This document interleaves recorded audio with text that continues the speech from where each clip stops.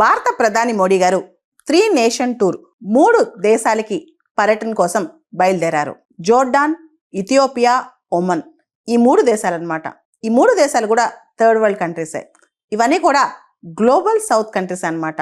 2 ఆసియాలో, వెస్ట్ ఆసియాలో ఉన్నాయి, 1 ఆఫ్రికాలో ఉంది. మోడీ గారు డిసెంబర్ 15 నుంచి 18 వరకు ఈ 3 రోజుల పాటు ఈ టూర్లో ఉండనున్నారు. వెస్ట్ ఏషియా, ఆఫ్రికాతో కనెక్ట్ అవడం కోసం, అంతేకాదు ట్రేడ్, ఎనర్జీ, డిఫెన్స్, సెక్యూరిటీ ఈ పార్ట్నర్షిప్స్ బలోపేతం చేసుకోవడం కోసం, దాంతోపాటు మన డిప్లొమాటిక్ ఫుట్ ప్రింట్ పెంచుకోవడం కోసం మోడీ గారు వెళ్తున్నారు. మొదటగా ఆయన జోర్డాన్లో అడుగు పెట్టారు. ఈ సంవత్సరం ఇండియా జోర్డాన్ రిలేషన్షిప్కి 75 వసంతాలు పూర్తయ్యాయి. ఇండియా జోర్డాన్ రిలేషన్షిప్ 1950లో స్టార్ట్ అయింది. మన డిప్లొమాటిక్ సంబంధాలు 1950లో మొదలయ్యి గత 75 సంవత్సరాల నుంచి అద్భుతంగా ఉన్నాయన్నమాట. Jordan king Abdullah II personal invitation మేరకు మోడీ గారు బయలుదేరి వెళ్లారు. ఇది మొట్టమొదటి మోడీ గారు బైలేటరల్ విజిట్ జోర్డాన్కి. అంటే మోడీ గారు ప్రధాని అయిన తర్వాత జోర్డాన్కి బైలేటరల్ విజిట్ వెళ్ళటం కోసం ఇదే తొలిసారనమాట. Jordan crown prince, Jordan prime మినిస్టర్ని కూడా మోడీ గారు కలవనున్నారు. ముఖ్యంగా జోర్డాన్లో ఎకనమిక్ ఆపర్చునిటీస్ ఎక్స్ప్లోర్ చేయడం కోసం, కౌంటర్ టెర్రరిజం మీద డిస్కస్ చేయడం కోసం, ఎనర్జీ పార్ట్నర్షిప్ ఇవన్నీ కలిపి మొత్తం మన బైలేటరల్ టైస్ని రివ్యూ చేయడం కోసం. మొత్తం మనం చూస్తే కనుక ఇండియా జోర్డాన్ ట్రేడ్ $2.8 బిలియన్ మాత్రమే ఉంది. దీన్ని ఇంకా బాగా పెంచుకోవచ్చు అనమాట. భారతదేశం అనేది జోర్డాన్కి థర్డ్ లార్జెస్ట్ ట్రేడింగ్ పార్ట్నర్ అనమాట. జోర్డాన్లో దాదాపు 17,000 మంది భారతీయులు ఉన్నారు.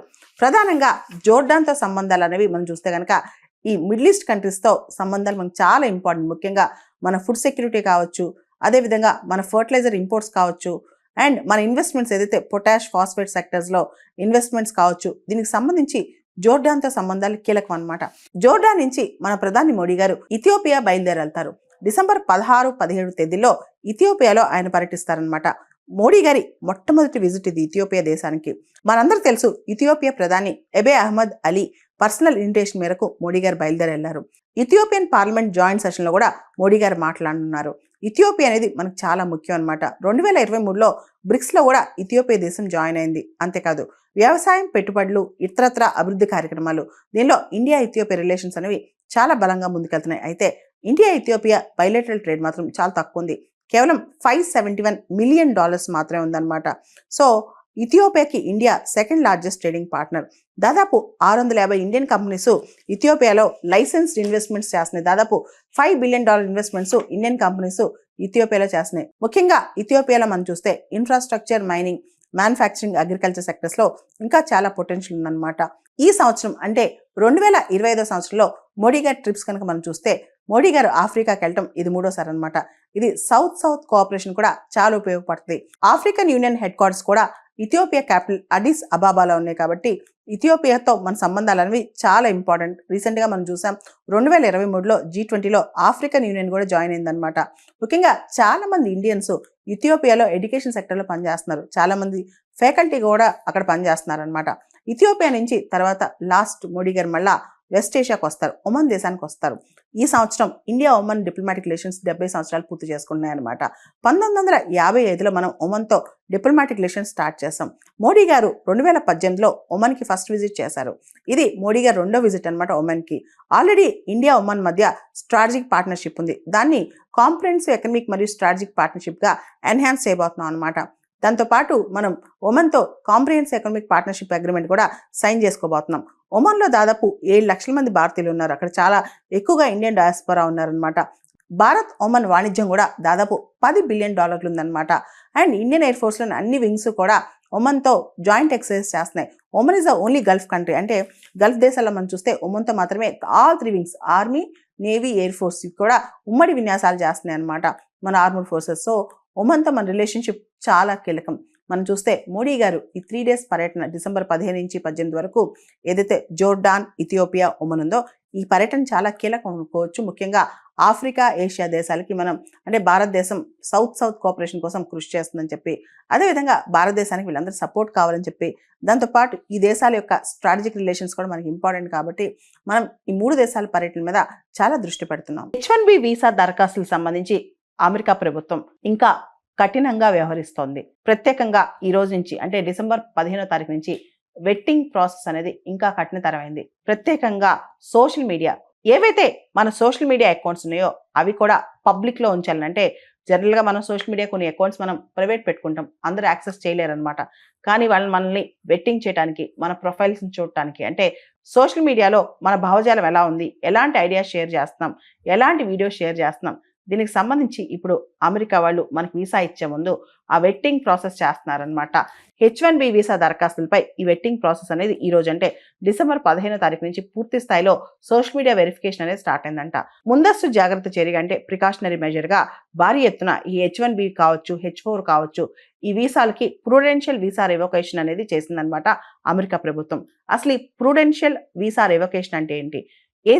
ఎవరైనా ఒక పర్సన్ వల్ల ఫ్యూచర్లో ఏదైనా థ్రెట్ ఉండొచ్చు, సస్పిషన్ ఉండొచ్చు అనిపిస్తే, ఆ పర్సన్కి ప్రస్తుతం క్రిమినల్ బ్యాక్గ్రౌండ్ లేకపోయినా, ఆ పర్సన్ పైన ఎటువంటి అభియోగాలు లేకపోయినా, అతని వల్ల భవిష్యత్తులో అమెరికాకి అక్కడ జాతీయ భద్రత కానీ, పబ్లిక్ ఆర్డర్ కానీ, టెర్రరిజం కానీ, వాళ్ళ ఫారెన్ పాలసీకి కానీ ఏమైనా థ్రెట్ వచ్చే విధానం ఉంటే కనుక వాళ్ళని చెక్ చేస్తారనమాట. వాళ్ళని కాస్త సర్విలెన్స్లో పెడతారు. అందుకోసమే తాత్కాలికంగా, అంటే టెంపరీగా ప్రూడెన్షియల్ వీసా రివోకేషన్ ఇస్తూ ఉంటారనమాట. ఈ మధ్యకాలంలో చూస్తే చాలా మంది అమెరికా H1B వీసా హోల్డర్స్కి ఈ ప్రూడెన్షియల్ వీసా రివోకేషన్ మెయిల్స్ వచ్చినట్టు తెలుస్తోందన్నమాట.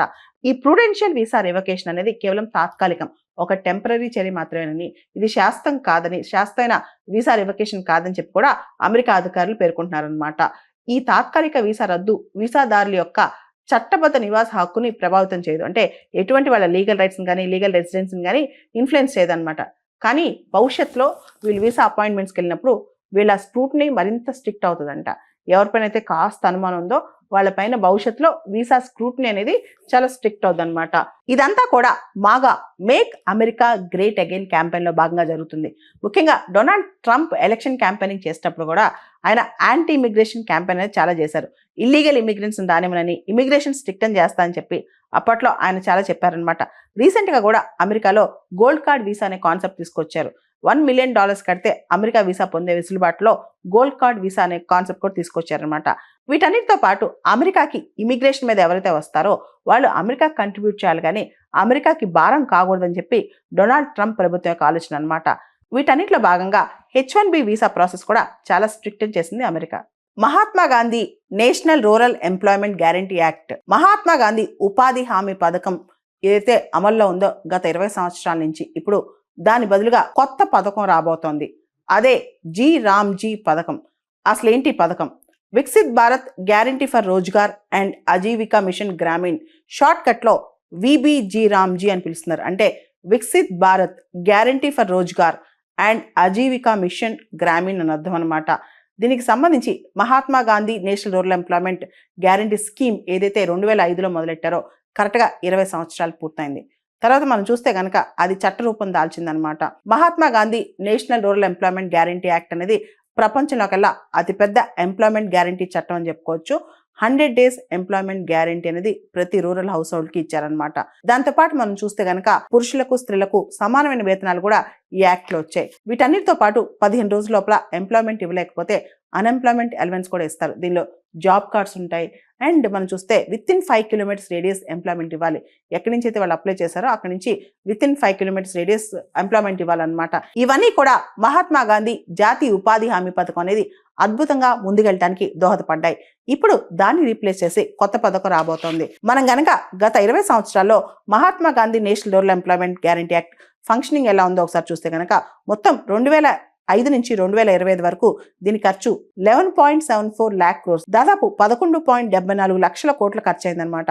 టోటల్ పర్సంటేజ్ సిన్స్ ఇన్సెప్షన్, అప్పటి నుంచి అంటే 2005 నుంచి ఇప్పటి వరకు కూడా 4,872 crore పర్సంటేజ్ అనమాట. అన్ని రోజులు వర్క్ డేస్ దొరికాయి అనమాట. ఇవన్నీ చూస్తే ఇది అత్యద్భుతమైన పర్ఫార్మెన్స్ చూపిస్తుందని చెప్పొచ్చు. అంతేకాదు Mahatma Gandhi national rural employment guarantee act అనేది గత 20 సంవత్సరాలుగా గ్రామీణ ప్రాంతంలో పేదరికాన్ని పోగొట్టడానికి చాలా కృషి చేసింది. వరల్డ్ బ్యాంక్ కూడా ఇది చాలా బెస్ట్ ఎగ్జాంపుల్. రూరల్ డెవలప్మెంట్లో మహాత్మా గాంధీ జాతీయ ఉపాధి హామీ పథకం అనేది ఎంతో దోహదపడిందని చెప్పి ప్రపంచ బ్యాంక్ కూడా మనల్ని కొనియాడిందనమాట. ఈ చట్టం గ్రామీణ ప్రాంతాల నుంచి పట్టణ ప్రాంతాలకు మైగ్రేషన్స్ కూడా తగ్గించిందనమాట. అంటే గ్రామీణ ప్రాంతాల్లోనే ఉపాధి కల్పించి గ్రామీణ ప్రాంతాల్లోనే పేదరికం తగ్గించడంలో ఈ చట్టం కీలక పాత్ర పోషించింది. ఇప్పుడు Mahatma Gandhi national rural employment guarantee act ప్లేస్లో కొత్త చట్టం రాబోతోంది. దాని పేరు Viksit Bharat guarantee for Rozgar and Ajeevika mission Gramin. Short cut లో విబిజీ రామ్జీ అని పిలుస్తున్నారనమాట. ఇప్పటి వరకు కూడా సంవత్సరానికి 100 రోజులు గ్రామీణ ప్రాంతాల్లో గ్యారంటీడ్ వర్క్ అనమాట. మనందరికి తెలుసు ఎంజీ నరేగా లాస్ట్ 2 decades గా ఒక పెద్ద గేమ్ చేంజర్ అని. ఇప్పుడు 100 days నుంచి 125 days పెంచారు రాబోయే కొత్త బిల్లో. దాంతోపాటు విత్ ఇన్ 15 days పేమెంట్ అయిపోద్ది అనమాట. వర్క్ జరిగిన 15 రోజుల లోపల, అంటే వారం నుంచి 15 రోజుల లోపల ఖచ్చితంగా పేమెంట్ జరగాలి. అండ్ పాత చట్టంలో ఉన్నట్టే అన్ఎంప్లాయ్మెంట్ అలవెన్స్ 15 రోజుల లోపల వర్క్ కనుక ఇవ్వలేకపోతే నిరుద్యోగ భృతిని కూడా ఇస్తారనమాట. ముఖ్యంగా ఈ కొత్త బిల్లులో ఏదైతే Viksit Bharat guarantee for Rozgar and Ajeevika mission గ్రామీణ్లో కొన్ని కేటగిరీస్ తీసుకొచ్చారనమాట. 4 categories గా దీన్ని డివైడ్ చేశారనమాట. అంటే ఈ పథకం కింద వర్క్స్ అనేవి 4 categories గా డివైడ్ చేశారు. మొదటిది వాటర్ సెక్యూరిటీ, నీటి భద్రత. రెండోది రూరల్ ఇన్ఫ్రాస్ట్రక్చర్, గ్రామీణ ప్రాంతంలో మౌలిక వసతులు. మూడోది లైవ్లీహుడ్ ఇన్ఫ్రాస్ట్రక్చర్, జీవనోపాధికి అవసరమైన మౌలిక వసతులు. నాలుగవది డిజాస్టర్ రెసిలియన్స్, అంటే విపత్తు నిర్వహణ. ఈ టైంలో ఏ విధంగా విపత్తులు జరిగిన తర్వాత రెసిలియంట్ గా మన ఇన్ఫ్రాస్ట్రక్చర్ డెవలప్ చేసుకోవాలి, ఇవన్నీ కూడా. సో దీనిలో ట్రాన్స్పరెన్సీ, బయోమెట్రిక్స్, జియో ట్యాగింగ్. కొత్తగా జియో ట్యాగింగ్ కూడా, నువ్వు ఎక్కడ పని చేసావు, ఎక్కడ పనులు జరిగాయి, కంప్లీట్ గా జియో ట్యాగింగ్ చేస్తారు, ఆ ప్లేస్, ఆ లొకేషన్ అనమాట. సో వీటన్నిటితో పాటు ఈ కొత్త బిల్లులో గ్రీవెస్ రిడ్రెసల్ మెకానిజం కూడా స్ట్రాంగ్ గా తీసుకొస్తున్నారనమాట. ఇంకోటి ఎంజీ నరేగా, పాత చట్టానికి కొత్తగా రాబోయే బిల్లుకి ఏంటంటే, పాత చట్టంలో ఎంజీ నరేగా మహాత్మా గాంధీ జాతీయ ఉపాధి హామీ పథకం కంప్లీట్ గా 100% సెంట్రల్ గవర్నమెంట్ ఫండింగ్ ఇస్తుంది అనమాట. అయితే కొత్త పథకంలో 60% మాత్రమే కేంద్ర ప్రభుత్వం ఇస్తుంది, 40% రాష్ట్ర ప్రభుత్వాలు వేసుకోవాలి. అదేవిధంగా north eastern states, Himalayan states, ఏవైతే ఈశాన్య రాష్ట్రాలు, హిమాలయ రాష్ట్రాలు ఉన్నాయో అవి 10% కంట్రిబ్యూట్ చేయాలి, 90% సెంట్రల్ గవర్నమెంట్ ఇస్తుంది అనమాట. అదే యూనియన్ టెరిటరీస్ అయితే 100% సెంట్రల్ గవర్నమెంట్ ఇస్తుంది అనమాట. సో ఈ ఏదైతే కొత్త పథకం తేబోతున్నారో మహాత్మా గాంధీ జాతీయ ఉపాధి హామీ పథకం ప్లేస్ లో వార్షికంగా ప్రతి సంవత్సరం ఈ కొత్త పథకానికి 1.51 lakh crores ఖర్చు అవుద్దంట. దానిలో సెంట్రల్ గవర్నమెంట్, కేంద్ర ప్రభుత్వం 95,692 కోట్లు ఖర్చు పెట్టాలంట. ఇక్కడ మనం గమనిస్తే ఇప్పటి వరకు కూడా మహాత్మా గాంధీ జాతీయ ఉపాధి హామీ పథకం అనేది రూరల్ పావర్టీని తగ్గించడానికి ప్రయత్నిస్తుంది. ఇప్పుడు కొత్తగా ఏదైతే బిల్ తీసుకొస్తున్నారో అది మాత్రం వికసిత్ భారత్, అంటే 2047 వికసిత్ భారత్ దిశగా ప్రయాణిస్తోంది. నిన్న ఆస్ట్రేలియాలోని సిడ్నీ నగరం దగ్గర బాండీ బీచ్ లో కాల్పులు జరిగాయి. ఆ విషయం మనందరూ తెలుసు. దానిలో 11 మంది చనిపోయారు. అయితే దీనిలో ఒక గొప్ప మానవతా సందేశం కూడా వచ్చింది. ఒక వ్యక్తి ఆ బాండీ బీచ్ దగ్గర, ఒక ముస్లిం వ్యక్తి అహ్మద్ అల్ అహ్మద్ అని చెప్పి, అతను సిరియన్ రెఫ్యూజీ అనమాట. సిరియా నుంచి దాదాపు 10-15 సంవత్సరాల క్రితం ఆస్ట్రేలియాకు వచ్చి ఒక చిన్న షాప్ నడుపుకుంటున్నాడు. అతను ఆ టైంలో బాండీ బీచ్ దగ్గర కాఫీ తాగుతున్నాడు. కాఫీ తాగుతున్న టైంలో ఒక పెద్ద జూవిష్ ఈవెంట్ జరుగుతుంది, హనూకా ఫెస్టివల్ అని చెప్పి అక్కడ. దానిలో ఒక ముస్లిమ్స్ 2 గన్మెన్స్ వచ్చి ఫైర్ చేశారనమాట. దాంతో ఈ అహ్మద్ అల్ అహ్మద్ అది గమనించి వెంటనే పరిగెత్తుకుంటూ వచ్చి ఎవరైతే ఫైర్ చేస్తున్నాడో ఒక వ్యక్తిని గట్టిగా పట్టేసి అతను లాగేసి ఆ గన్ కూడా లాగేసుకున్నాడు అనమాట. వెంటనే ఇతని పైన అహ్మద్ అల్ అహ్మద్ మీద కాల్పులు జరిగాయి. ఇతని ఒంట్లో బుల్లెట్లు కూడా దిగాయి. ఇతను ఏం చెప్పాడు తెలుసా? ఒకవేళ నేను చనిపోతే నా కుటుంబాన్ని కాపాడండి, నాకు 2 పిల్లలు ఉన్నారు, వాళ్ళని కాపాడండి, నేను చనిపోతున్నాను, నా దగ్గరే ఉండండి అని చెప్తూ వెళ్ళాడు. అతను ఇప్పుడు హాస్పిటలైజ్ అయ్యాడు అనమాట. అంటే ఒక పక్క 2 చంపుతుంటే ఇంకో పక్క ఒక వ్యక్తి వచ్చి ఎవరైతే కాల్పులు జరుపుతున్నారో అతన్ని ఆపటానికి తన ప్రాణాలు తెగించాడు. ప్రాణం పోతుందని తెలిసినా తెగించాడు. అయితే ఇప్పుడు అతని ఆరోగ్యం స్టేబుల్గా ఉంది, ఆ వైద్యం జరుగుతుంది అతనికి. ఇతని వయసు 43 సంవత్సరాలు. అహ్మద్ అల్ అహ్మద్ ఇతని పేరు. ఈ బాండీ బీచ్ ఏరియాలో కాఫీ తాగుతూ ఇదంతా చూస్తే వెనక నుంచి నక్కుతూ వచ్చాడనమాట. అంటే ఎవరైతే అగంతకులు ఉంటారో, కాల్పులు జరుపుతున్నారో వాళ్ళకి కనిపించకుండా నక్కుతూ వచ్చి గన్ చేతుల నుంచి లాగేసుకున్నాడు. ఎందుకు లాగేశాడు తెలుసా? చాలా మంది ప్రాణాలని కాపాడటానికి. యాక్చువల్లీ అక్కడ చంపుతుంది జూయిష్ పీపుల్ని, కానీ ప్రొటెక్ట్ చేసిన వ్యక్తి ఎవరో తెలుసా? ఒక ముస్లిం, అహ్మద్ అల్ అహ్మద్. అంటే అన్నిట్లోకెల్లా ఈయన మానవత్వానికి ఫస్ట్ ప్రయారిటీ ఇచ్చాడు. తన ప్రాణాన్ని తెగించి మరి ఈయన కనుక అక్కడ లేకపోతే ఇంకా మరి కొన్ని ప్రాణాలు, కనీసం 10-15 ప్రాణాలు పోయాయి. ఈయన్ని అందరూ పొగిడారు. మనకు తెలుసు Benjamin Netanyahu Israel prime minister ఈ అహ్మద్ అల్ అహ్మద్ ని చాలా పొగిడారు అనమాట. జూయిష్ హీరోయిజం అని చెప్పి పొగిడారు. అంతేకాదు జూయిష్ మీడియా ఇతనికి జూయిష్ ప్రైజ్, ఏదైతే హైయెస్ట్ అంటే జూస్ కి ఇచ్చే ప్రైజ్ ఉంటుంది అనమాట, హైయెస్ట్ అవార్డ్ జెనసిస్ అవార్డ్ అని చెప్పి, జెనసిస్ ప్రైజ్ అని చెప్పి, ఆ ప్రైజ్ ఇతనికి ఇవ్వాలి అని చెప్పి కూడా చెప్పుకొచ్చారు. సాధారణంగా జూయిష్ కమ్యూనిటీలో ఎవరైతే వాల్యూస్ చూపిస్తారో, హ్యూమానిటీని కాపాడతారో అలాంటి వాళ్ళకి ఇస్తారు. అలాంటి అవార్డు ఈ అహ్మద్ అల్ అహ్మద్కి ఇవ్వాలని చెప్పి కూడా ఇప్పుడు జూవిష్ మీడియా నుంచి సజెషన్స్ వస్తున్నాయి. అదేవిధంగా అమెరికన్ ప్రెసిడెంట్ డొనాల్డ్ ట్రంప్ కూడా ఆయన పొగిడారు. వీటన్నిటితో పాటు అమెరికన్ బిలియనీర్ బిల్ యాక్మెన్ ఈయనకి $1,00,000 డొనేషన్ ఇచ్చాడు. ఈయన వైద్యానికి కానీ ఈయనకి సపోర్ట్ ఉండటానికి కానీ. దాంతోపాటు క్రౌడ్ ఫండింగ్ ఏదైతే క్రౌడ్ ఫండింగ్ సైట్లో ఈయన గురించి పెట్టారో ఆ క్రౌడ్ ఫండింగ్ దగ్గర నుంచి దాదాపు $2,90,000 ఈయనకి వచ్చాయన్నమాట. ఇన్ఫాక్ట్ చెప్పాలంటే ప్రపంచం మొత్తం ఒక 15 సెకండ్స్ వీడియో ఏదైతే అహ్మద్ అల్ అహ్మద్ ధైర్యం చేసి వెనక నుంచి నక్కి వచ్చి ఆ గన్ మ్యాన్ పట్టేసుకున్నాడో గన్ లాక్కున్నాడో ఆ వీడియో ప్రపంచం అంతా వైరల్ అయిపోయింది. అందరూ కూడా ప్రాణాన్ని తెగించి అతను చేసిన పనికి అందరూ హ్యాట్స్ ఆఫ్ చెప్తున్నారు. తన కుటుంబాన్ని తన ప్రాణాన్ని పక్కన పెట్టి మానవత్వానికి విలువనిచ్చిన ఈ అహ్మద్ అల్ అహ్మద్ని ప్రపంచం ఇప్పుడు కొనియాడుతుంది. ఏమిచ్చినా అతనికి తక్కువే అని చెప్తుంది. డిజిటల్ అరెస్టుల మీద ప్రభుత్వం చాలా అవగాహన కలిగిస్తున్నా ఇంకా అమాయకంగా చాలా మంది డిజిటల్ అరెస్ట్కు బలైపోతున్నారు. రీసెంట్గా బెంగళూరు చెందిన ఒక లెక్చరర్ తనకు ఒక కొరియర్ వచ్చిందని, ఆ కొరియర్లో అనుమానాస్పద వస్తువులు ఉన్నాయని, తన phone number, Aadhaar card number ఇవన్నీ కూడా ఆ కొరియర్తో ముడిపడి ఉన్నాయని చెప్పి ఆవిడకు ఒక బెదిరింపు కాల్ వచ్చింది. ఆవిడ దాన్ని నమ్మేసింది. వెంటనే ఆ కాల్ తర్వాత ముంబై పోలీస్ స్టేషన్ అని చెప్పి కాల్ వచ్చింది. అది కూడా నమ్మేసింది. ఆవిడకన్న ఆస్తులు, ఫ్లాట్లు, ప్లాట్లు అన్నీ దాదాపు ₹2 కోట్ల వాళ్ళకి చెల్లించింది ఆ భయంతో. అంతేకాదు తన కొడుకు, తన దగ్గర 10 సంవత్సరాల కొడుకున్నాడు, తన కొడుకును ఏదైనా చేస్తారన్న భయంతో ఆవిడ ఎవరికి చెప్పకుండా చాలా నెలల పాటు ఇది దాచిపెట్టింది. చివరికి అదంతా మోసం అని తెలిసేసరికి బాధపడుతూ పోలీసులను ఆశ్రయించింది. ఇలా చదువుకున్న వాళ్ళు కూడా చాలా మంది డిజిటల్ అరెస్ట్ బారిన పడుతున్నారు. అంతేకాదు ఆస్తులు అమ్మేస్తున్నారు, ఉన్న డబ్బులని చూపించేస్తున్నారు. వాళ్ళు అడగగానే భయపడి వాళ్ళ బ్యాంక్ అకౌంట్లో ఎంత డబ్బులు ఉన్నాయి, వాళ్ళ వివరాలు, వాళ్ళ ఆస్తుల వివరాలు ఒకటా రెండా ఈవిడైతే అన్నీ చెప్పేసింది అనమాట. ఆల్మోస్ట్ అంతా పోగొట్టుకుని ₹2 కోట్ల తర్వాత చివరికి పోలీసుల్ని ఆశ్రయించింది. దేశవ్యాప్తంగా 2-3 సంవత్సరాల నుంచి మన గవర్నమెంట్ మనకి హెచ్చరిస్తూనే ఉంది, డిజిటల్ అరెస్ట్ బారిన పడొద్దు, నమ్మొద్దు, ఎవరన్నా మేము పోలీసులు లేదా మేము కొరియర్ ఆఫీషియల్స్, మేము ఆర్బీఐ నుంచి చేస్తున్నాం, ట్రాయ్ నుంచి చేస్తున్నాం, అస్సలు నమ్మొద్దని చెప్పి గవర్నమెంట్ చెప్తున్నది. అంతేకాదు డిజిటల్ అరెస్ట్ అనే కాన్సెప్ట్ అసలు మనకి లేదనమాట. వాట్సాప్లో కానీ లేకపోతే డిజిటల్గా కానీ లేకపోతే ఏదైనా లైవ్ స్ట్రీమింగ్ ద్వారా కానీ మనల్ని ఎవరు అరెస్ట్ చేయరు, మన ఫోన్ లైన్లో పెట్టి అరెస్ట్ చేయరు. అది చాలా వరకు మనందరూ తెలుసు. కానీ ఆ క్షణంలో చాలామంది ముఖ్యంగా చదువుకున్న వాళ్ళు కానీ లేదా ఎవరైతే రిటైర్డ్ పీపుల్ ఉంటారో వాళ్ళు కానీ లేకపోతే వల్నరబుల్గా ఉంటారో అంటే మహిళలు కానీ వీళ్ళందరూ భయపడిపోయి నిజమే అనుకుని డిజిటల్ అరెస్ట్ నమ్మేస్తున్నారు అనమాట.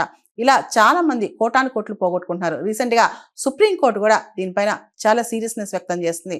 ఈ డిజిటల్ అరెస్ట్ల వల్ల దాదాపు 3,000 కోట్లు భారత ప్రజలకి నష్టం వాటిల్లిందని రీసెంట్గా సుప్రీంకోర్టు చెప్పింది. ఎక్కువగా ఎవరైతే ఎల్డర్లీ పీపుల్ ఉంటారో వాళ్ళందరూ ఈ డిజిటల్ అరెస్ట్ల బారిన పడుతున్నారు. సాధారణంగా ఈ ఫేక్ డిజిటల్ అరెస్ట్ స్కామ్స్ అనేవి పెద్ద పెద్ద గవర్నమెంట్ అథారిటీస్ పేరు చెప్తారనమాట. మేము సిబిఐ కానీ ఈడీ కానీ పోలీస్ అని చెప్పి మీ పైన చాలా సీరియస్ ఛార్జెస్ ఉన్నాయని చెప్పి ఒక ఫేక్ అక్యూజేషన్ వేస్తారు. దానిలో ఫేక్ ఎవిడెన్స్ ఉన్నట్టు చెప్తారనమాట. అండ్ వాళ్ళు డైరెక్ట్గా వాళ్ళ అధికారులు కాదు, వాళ్ళు ఆ వేషాలు వేసుకుని ఒక్కోసారి మనకి లైవ్లో కూడా కనిపిస్తూ ఉంటారు. ఇవన్నీ చూసి భయపడిపోతూ ఉంటారు చాలామంది. డిజిటల్ అరెస్ట్ అని చెప్పి మనకు ఎవరైనా ఫోన్ చేస్తే మన వివరాలు వాళ్ళకి చెప్పకూడదు, మన ఆస్తుల వివరాలు కానీ ఇతరత్ర డీటెయిల్స్ వాళ్ళకి చెప్పకూడదు. చెప్పకుండా ఇమీడియట్గా పోలీసుని కానీ 1930 టోల్ ఫ్రీ నెంబర్ని కానీ కాంటాక్ట్ చేయాలి. పిల్లలకి జన్మనివ్వటమే కాదు, వాళ్ళు సమాజంలో ఎలా మసులుతున్నారు, ఎలా ఆ సమాజంతో ఇంటిగ్రేట్ అవుతున్నారు, ఇదంతా కూడా చిన్నప్పటి నుంచే నేర్పించాలి. దీనికి సంబంధించి రాజ్యసభ ఎంపీ సుధామూర్తి గారు రీసెంట్గా ఒక ప్రైవేట్ మెంబర్ రెజల్యూషన్ తీసుకొచ్చారనమాట. ఆ రెజల్యూషన్లో మామూలుగా మనకి 6 సంవత్సరాల నుంచి బేసిక్ ఎడ్యుకేషన్ అనేది స్టార్ట్ అవుద్ది. మన రైట్ టు ఎడ్యుకేషన్లో కూడా 6 to 14 years free and compulsory education అని చెప్పాం. అయితే ఆవిడ అంటారు 3 to 6 ఇయర్స్ 3 సంవత్సరాల నుంచి 6 సంవత్సరాల మధ్య ఉన్న పిల్లలు డైలీ రొటీన్ చాలా అవసరం. ఉదయాన్నే టైంకి నిద్ర లేవటం, బ్రష్ చేసుకోవడం, బ్రేక్ఫాస్ట్ తినటం, టైంకి స్కూల్కి వెళ్ళటం, ఇవన్నీ ఒక డైలీ రొటీన్గా అలవాటు అవ్వాలి. ఇదంతా పేరెంట్స్ డిఎన్ఏ నుంచి పిల్లల డిఎన్ఏకి రావాలి. అంటే ఆ డైలీ రొటీన్ అనేది మన డిఎన్ఏలో భాగం అయిపోవాలి. Early childhood care, free and compulsory early childhood care అనేది 3వ సంవత్సరంలో స్టార్ట్ అవ్వాలి. 3 నుంచి 6 సంవత్సరాలు అనేది పిల్లల ఆ నిర్మాణాత్మక దశలో వాళ్ళ భవిష్యత్తుకి ఇవి నాంది పలుకుతాయి. ఈ 3-4 సంవత్సరాలు మనం కీలకంగా చూసుకోవాలని చెప్పి ఆవిడ చెప్పుకొచ్చారనమాట. నేషనల్ ఎడ్యుకేషన్ పాలసీలో కూడా 3 సంవత్సరాల నుంచి 6 సంవత్సరాల మధ్య అంటే పిల్లవాడు పుట్టిన తర్వాత 6 సంవత్సరాల లోపే 85% బ్రెయిన్ డెవలప్ అవుద్ది. అంటే మన బ్రెయిన్ నిర్మాణం కూడా 85% ఆ ఇయర్స్లోనే అయిపోద్ది. కాబట్టి ఆ ఇయర్స్ చాలా కీలకం. వాళ్ళకి habits, manners, social culture, behaviour communication, confidence, discipline ఇవన్నీ కూడా 6 సంవత్సరాల లోపల నేర్పిస్తే పెద్ద అయ్యాక అంటే 6 సంవత్సరాల తర్వాత స్టెప్ బై స్టెప్ వాళ్ళు సమాజంతో ఇంటిగ్రేట్ అవుతారు. చిన్నప్పుడే ఒక క్వాలిటేటివ్ లెర్నింగ్ కావచ్చు, కమ్యూనికేషన్ స్కిల్స్ కావచ్చు, చైల్డ్హుడ్ కేర్ కావచ్చు, ఇవన్నీ డెవలప్ అవుతే వాళ్ళు అద్భుతమైన పౌరులుగా తయారవుతారు. సమాజానికి, కుటుంబానికి వాళ్ళు పనికొస్తారని చెప్పి ఆవిడ చెప్పుకొచ్చారనమాట. దీనికి సంబంధించి మన రాజ్యాంగంలో కొత్త ఆర్టికల్ 21B చేర్చాలని చెప్పి కూడా ఆవిడ సజెస్ట్ చేశారు. చిల్డ్రన్కి డైలీ రొటీన్స్ అలవాటు చేయాలి. సోషల్ సెట్టింగ్, మనకున్న సమాజాన్ని, మన స్ట్రక్చర్స్ని వాళ్ళకి అలవాటు చేయాలి. ఫార్మల్ స్కూలింగ్ ఏదైతే ఫస్ట్ క్లాస్ నుంచి స్టార్ట్ అవుద్దో అంతకు ముందే పిల్లలకి స్కూలింగ్ అనేది నేర్పించాలి. స్కూలింగే కాదు, తోటి వాళ్ళతో ఎలా మెసులుకోవాలి, సమాజంతో ఎలా ఉండాలి, ఇవన్నీ కూడా చిన్నప్పుడే వాళ్ళు నేర్చుకుంటారు. కాబట్టి అంగన్వాడీ సెంటర్స్ని స్ట్రెంథెన్ చేయాలి. ఓన్లీ రిచ్ పీపులే, డబ్బులున్న వాళ్ళే పిల్లల్ని ప్రీ స్కూల్స్కి పంపించగలుగుతున్నారు. ఏవైతే ప్రైవేట్ ప్రీ స్కూల్స్ ఉన్నాయో వాటికి పంపించగలుగుతున్నారు. భారతదేశంలో దాదాపు ప్రైవేట్ ప్రీ స్కూల్ మార్కెట్ అంటే 3 సంవత్సరాలు 2 సంవత్సరాల నుంచి ఈవెన్ కొన్నిసార్లు సంవత్సరం పిల్లలను కూడా ప్రీ స్కూల్ వేసేస్తున్నారు అనమాట. అంటే భాష నేర్పించడం కోసం, మేనర్స్ నేర్పించడం కోసం, ఫుడ్ హ్యాబిట్స్ నేర్పించడం కోసం ఈ ప్రైవేట్ ప్రీ స్కూల్ మార్కెట్ అనేది భారతదేశంలో 25,000 crore మార్కెట్. దాని ఫీజెస్ 30,000 నుంచి 2 లక్షల వరకు ఉన్నాయి సంవత్సరానికి. ఇటువంటి స్కూల్స్ వాళ్ళ పిల్లలు వేయలేరు కాబట్టి వాళ్ళందరూ అంగన్వాడీ స్కూల్స్కి వెళ్తారు. కాబట్టి ఈ అంగన్వాడీస్ని స్ట్రెంథెన్ చేయాలి. దానివల్ల పిల్లలకి ఎమోషనల్ బ్యాలెన్స్ కావచ్చు, క్యూరియాసిటీ కావచ్చు, సోషల్ బిహేవియర్ కావచ్చు, ఇవన్నీ అలవాటు అవుతాయి. సింపుల్ లైఫ్ స్టైల్ హ్యాబిట్స్, టైంకి నిద్రలేవటం, ప్రాపర్గా తినటం, నీట్గా తినటం, అదేవిధంగా మిగతా పిల్లల్ని కలవటం, టీచర్స్ చెప్పిన మాట అర్థం చేసుకోవడం, వినటం, ఇవన్నీ కూడా క్వాలిటేటివ్ కేర్ కిందకు వస్తాయి. కాబట్టి అంగన్వాడీ స్కూల్ స్ట్రెంథెన్ చేస్తేనే భారతదేశంలో వచ్చే తరం బాగుంటుందని చెప్పి కూడా ఆవిడ చెప్పుకొచ్చారనమాట. ఈ దిశగా ఆవిడ ప్రైవేట్ మెంబర్ రెజల్యూషన్ కూడా తీసుకొచ్చారు. సో ఇది ఖచ్చితంగా ఒక నెసెసిటీ, బేసిక్ నెసెసిటీ. 3 నుంచి 6 సంవత్సరాల మధ్య పిల్లల్ని టేక్ కేర్ చేయడం అనేది ఒక బేసిక్ నెసెసిటీ. అది చాయిస్ కాదు, ఖచ్చితంగా అది ఉండాల్సిందే అని చెప్పారనమాట. అసలు ఇక్కడ ప్రైవేట్ మెంబర్ రెజల్యూషన్ అంటే ఏంటంటే ఒక ఫార్మల్ రెజల్యూషన్. మినిస్టర్ కాకుండా ఏ ఎంపీ దాన్ని తీర్మానం తీసుకొచ్చినా సరే దాన్ని ప్రైవేట్ మెంబర్ రెజల్యూషన్ అంటారు. ఒక గవర్నమెంట్ పాలసీ ఇనిషియేటివ్ చెప్పమని కానీ, ఇలాంటి పాలసీ ఉంటే బాగుంటుందని కానీ, ఇలాంటి చట్టం ఉంటే బాగుంటుందని కానీ, ఒక గవర్నమెంట్ పాలసీని అప్రూవ్ చేస్తూ కానీ, లేదా రికమెండ్ చేస్తూ కానీ, లేదా డిసప్రూవ్ చేస్తూ కానీ ప్రైవేట్ మెంబర్ రెజల్యూషన్ తీసుకురావచ్చు అనమాట. సుధామూర్తి గారు మనం చూస్తే రీసెంట్గా చిల్డ్రన్ మీద చాలా విషయాల్లో రాజ్యసభలో మాట్లాడుతున్నారనమాట. లాస్ట్ వీక్ కూడా సుధామూర్తి గారు చిన్నపిల్లల్ని ఎక్కువగా సోషల్ మీడియా ఎక్స్పోజ్ చేయడం వల్ల, సోషల్ మీడియా ఇన్ఫ్లుయెన్సెస్గా మార్చడం వల్ల వాళ్ళ మానసికంగా వాళ్ళ ప్రభావం ఎలా ఉంటుంది, వాళ్ళపైన ఎలాంటి ప్రభావం పడుతుందని కూడా, ముఖ్యంగా చాలా చిన్న పిల్లల్ని పేరెంట్స్ సోషల్ మీడియా ప్రమోషన్ కోసం ఇన్ఫ్లుయెన్సెస్గా వాడుకోవడం తప్పని చెప్పి ఒక లెజిస్లేషన్ రావాలని చెప్పి కూడా ఆవిడ గవర్నమెంట్ కోరారనమాట. దాంతోపాటు ఇప్పుడు 3 నుంచి 6 సంవత్సరాల మధ్య పిల్లలకు కూడా అంగన్వాడీ సెంటర్స్, ఈవెన్ పేదవాళ్ళకు కూడా qualitative early childhood care and early childhood education అనేది ప్రజలందరికీ సమానంగా అందుబాటులో ఉండాలని, ఉచితంగా అది అందివ్వాలని చెప్పి అందరూ ప్రైవేట్ ప్రీ స్కూల్స్కి పంపించలేరు. కాబట్టి చిన్నపిల్లల్ని సపరేట్గా అంగన్వాడీ స్కూల్స్లో బాగా అద్భుతంగా వాళ్ళకి ఫెసిలిటీస్ కల్పించాలని చెప్పి కూడా ఆవిడ ప్రైవేట్ మెంబర్ రెజల్యూషన్ తీసుకొచ్చారు. అంతర్జాతీయ మార్కెట్లో ఈరోజు రూపాయి విలువ మరింత పడిపోయింది. గతంలో ఎప్పుడూ లేనంత విధంగా రికార్డు స్థాయిలో రూపాయి విలువ పడిపోయింది. ఇప్పుడు 91 రూపాయలు చెల్లిస్తే గానీ $1 ఎక్స్చేంజ్లో కొనుక్కోలేని పరిస్థితి. అంటే ఈ 91 రూపాయలు $1 ఈ రికార్డు స్థాయి అనేది, అంటే ఇంత 90 రూపాయలు దాటిన అతి కొద్ది రోజుల్లోనే 91 రూపాయలకి రూపాయి విలువ డాలర్తో పోలిస్తే పడిపోయిందనమాట. అంటే మనం ఒక 91 రూపాయలు చెల్లిస్తే గానీ $1ని మనం ఎక్స్చేంజ్లో తీసుకోలేం. మనకు తెలుసు, మనం అంతర్జాతీయ లావాదేవీలని ఏదైతే మనం ట్రాన్సాక్షన్ చేస్తుంటాం ఎక్కువగా మనం డాలర్లోనే పే చేయాలి. ఈ డాలర్స్లో పే చేయడానికి చాలా రూపాయలు పే చేయాల్సిన పరిస్థితి అనమాట. అంటే మనం డాలర్స్లో ఏది కొనుక్కోవాలన్నా సరే దానికి ఎక్కువగా మనం రూపాయలు పే చేయాలన్నమాట. రూపాయి ఇంత రికార్డ్ స్థాయిలో పతనమవుతుంటే అది మన బ్యాలెన్స్ ఆఫ్ పేమెంట్స్ మీద కూడా ఎఫెక్ట్ చూపించింది అనమాట. ప్రస్తుత ఆర్థిక సంవత్సరం అంటే 2025-26 ఆర్థిక సంవత్సరం కనుక మనం చూసుకుంటే కనుక ఈ ఆర్థిక సంవత్సరం ప్రారంభంలో డాలర్ రూపీ ఎక్స్చేంజ్ రేట్ 87 అనమాట. ఇప్పుడు 91 అయిపోయింది. అంటే వితిన్ కొన్ని మాసాల్లోనే మనకి ఇంత తేడా కనిపిస్తుంది అనమాట. ప్రస్తుత ఆర్థిక సంవత్సరం ప్రారంభంలో ఎక్స్చేంజ్ మార్కెట్లో డాలర్తో పోలిస్తే 87 రూపాయలు వరకు కనిపించిన మన రూపాయి ఇప్పుడు థర్డ్ క్వార్టర్ త్రైమాసికానికి వచ్చేసరికి 91 రూపాయలు అయిపోయిందనమాట. దీన్ని బట్టి చూస్తే రూపాయి విలువ ఎంత వేగంగా క్షీణిస్తుందో మనకు అర్థమవుతుందన్నమాట. త్వరలో అంటే వచ్చే సంవత్సరానికే అంతర్జాతీయ మార్కెట్లో $1కి 100 రూపాయలు చెల్లించాల్సిన అవసరం వస్తుంది అని చెప్పి కూడా నిపుణులు అభిప్రాయపడుతున్నారు. అంటే రూపాయి విలువ మరింత తగ్గితే కనుక ఆల్మోస్ట్ మనం 100 రూపాయలు చెల్లించాల్సిందే $1 కొనుక్కోవాలంటే. మనందరూ తెలుసు భారతదేశం ఎక్కువగా ఇంపోర్ట్ చేసుకుంటా ఉంటుంది. ఆయిల్ బిల్స్ అన్నీ ఉంటాయి. ఇవన్నీ కూడా మనం ఎక్కువగా డాలర్స్లో పే చేస్తాం అనమాట. ఇదంతా అంటే రూపాయి విలువ ఇంతగా దిగజారటానికి కారణం ఏంటంటే ఇండియా యుఎస్ ట్రేడ్ డీల్ అనేది ఇంకా కుదరకపోవటం, దానిలో చాలా అనిశ్చితి ఉండటం, దాంతోపాటు ఫారిన్ ఇన్వెస్టర్స్ అంతర్జాతీయ పెట్టుబడిదారులు ఎవరైతే ఉంటారో వాళ్ళు నిధుల్ని ఉపసంహరించుకోవటం, దాంతోపాటు ప్రధాన కరెన్సీస్ అని ప్రపంచంలో చూస్తే డాలర్తో పోలిస్తే వాటి విలువ క్షీణిస్తోందన్నమాట. అదే దిశగా రూపాయి విలువ కూడా పడిపోతుంది.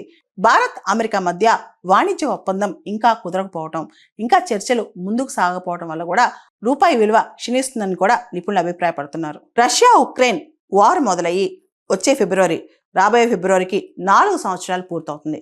నిరంతరంగా యుద్ధం జరుగుతూనే ఉంది. అయితే ఈ యుద్ధానికి సంబంధించి మనం చూస్తే గనక అమెరికా ప్రతినిధులు జర్మనీలోని బెర్లిన్కి వచ్చి జెలెన్స్కీతో చర్చలు జరుపుతున్నారు. అమెరికా తరపున స్పెషల్ ఎన్వాయ్ డొనాల్డ్ ట్రంప్ యొక్క స్పెషల్ ఎన్వాయ్ స్టీవ్ విట్కాఫ్ ఆయన రకరకాల పీస్ మిషన్స్కు స్పెషల్ ఎన్వాయ్గా ఉన్నారు. అదేవిధంగా మిడిల్ ఈస్ట్ కూడా స్పెషల్ ఎన్వాయ్గా ఉన్నారు. దాంతోపాటు స్వయాన డొనాల్డ్ ట్రంప్ అల్లుడు కుష్నర్ కూడా ఈ మొత్తం ఈ డిస్కషన్స్లో పాల్గొంటున్నారనమాట. జెలెన్స్కీతో మాట్లాడుతున్నారు. ఫస్ట్ టైం మనం చూస్తే కనుక రీసెంట్గా జెలెన్స్కీ ఉక్రెయిన్ నాటోలో మెంబర్షిప్ ఐడియాని డ్రాప్ చేసుకున్నారు. ఇప్పటి వరకు కూడా గత 3 సంవత్సరాలుగా ఖచ్చితంగా ఉక్రెయిన్ నాటోలో జారాల్సిందే అని చెప్పి జెలెన్స్కీ చెప్పుకొచ్చారనమాట. అసలు రష్యా ఉక్రెయిన్ యుద్ధం మొదలటానికి కారణం ఉక్రెయిన్ యొక్క ప్రపోజల్ నాటోలో చేరాలన్న ఐడియా అనమాట. ఒకవేళ కనుక ఉక్రెయిన్ నాటోలో చేరితే పక్కలో బలంగా మారుతుంది, నాటో డైరెక్ట్గా తన సరిహద్దులోకి వచ్చేస్తుందని చెప్పి పుతిన్ భావించారు. దాంతో యుద్ధం మొదలైందనమాట. ఇప్పుడు జెలెన్స్కీ నాటోలో చేరే ఐడియా దాన్నే పక్కన పెట్టేశారనమాట. నాటోలో చేరే బదులు తనకు స్పెషల్ సెక్యూరిటీ ప్లాన్ ఇవ్వాలని చెప్పి కూడా కోరుకుంటున్నారు. ఏదైతే నాటో ట్రీటీ ఉందో దానికి సంబంధించి ఆర్టికల్ 5 ఉంటుందన్నమాట. కలెక్టివ్ డిఫెన్స్ అరేంజ్మెంట్ అంటే నాటో సభ్య దేశాలకు ఎలాంటి సెక్యూరిటీ ఉందో అలాంటి సెక్యూరిటీ తనకు కూడా కావాలని చెప్పి ఆయన కోరుకుంటున్నారు. ముఖ్యంగా అమెరికా, యూరోప్, కెనడా, జపాన్ ఇలా చాలా దేశాలకు ఎలాంటి సెక్యూరిటీ గ్యారంటీస్ ఉన్నాయో అలాంటి సెక్యూరిటీ గ్యారంటీ తనకు కూడా కావాలని చెప్పి జెలెన్స్కీ కోరుకుంటున్నారనమాట.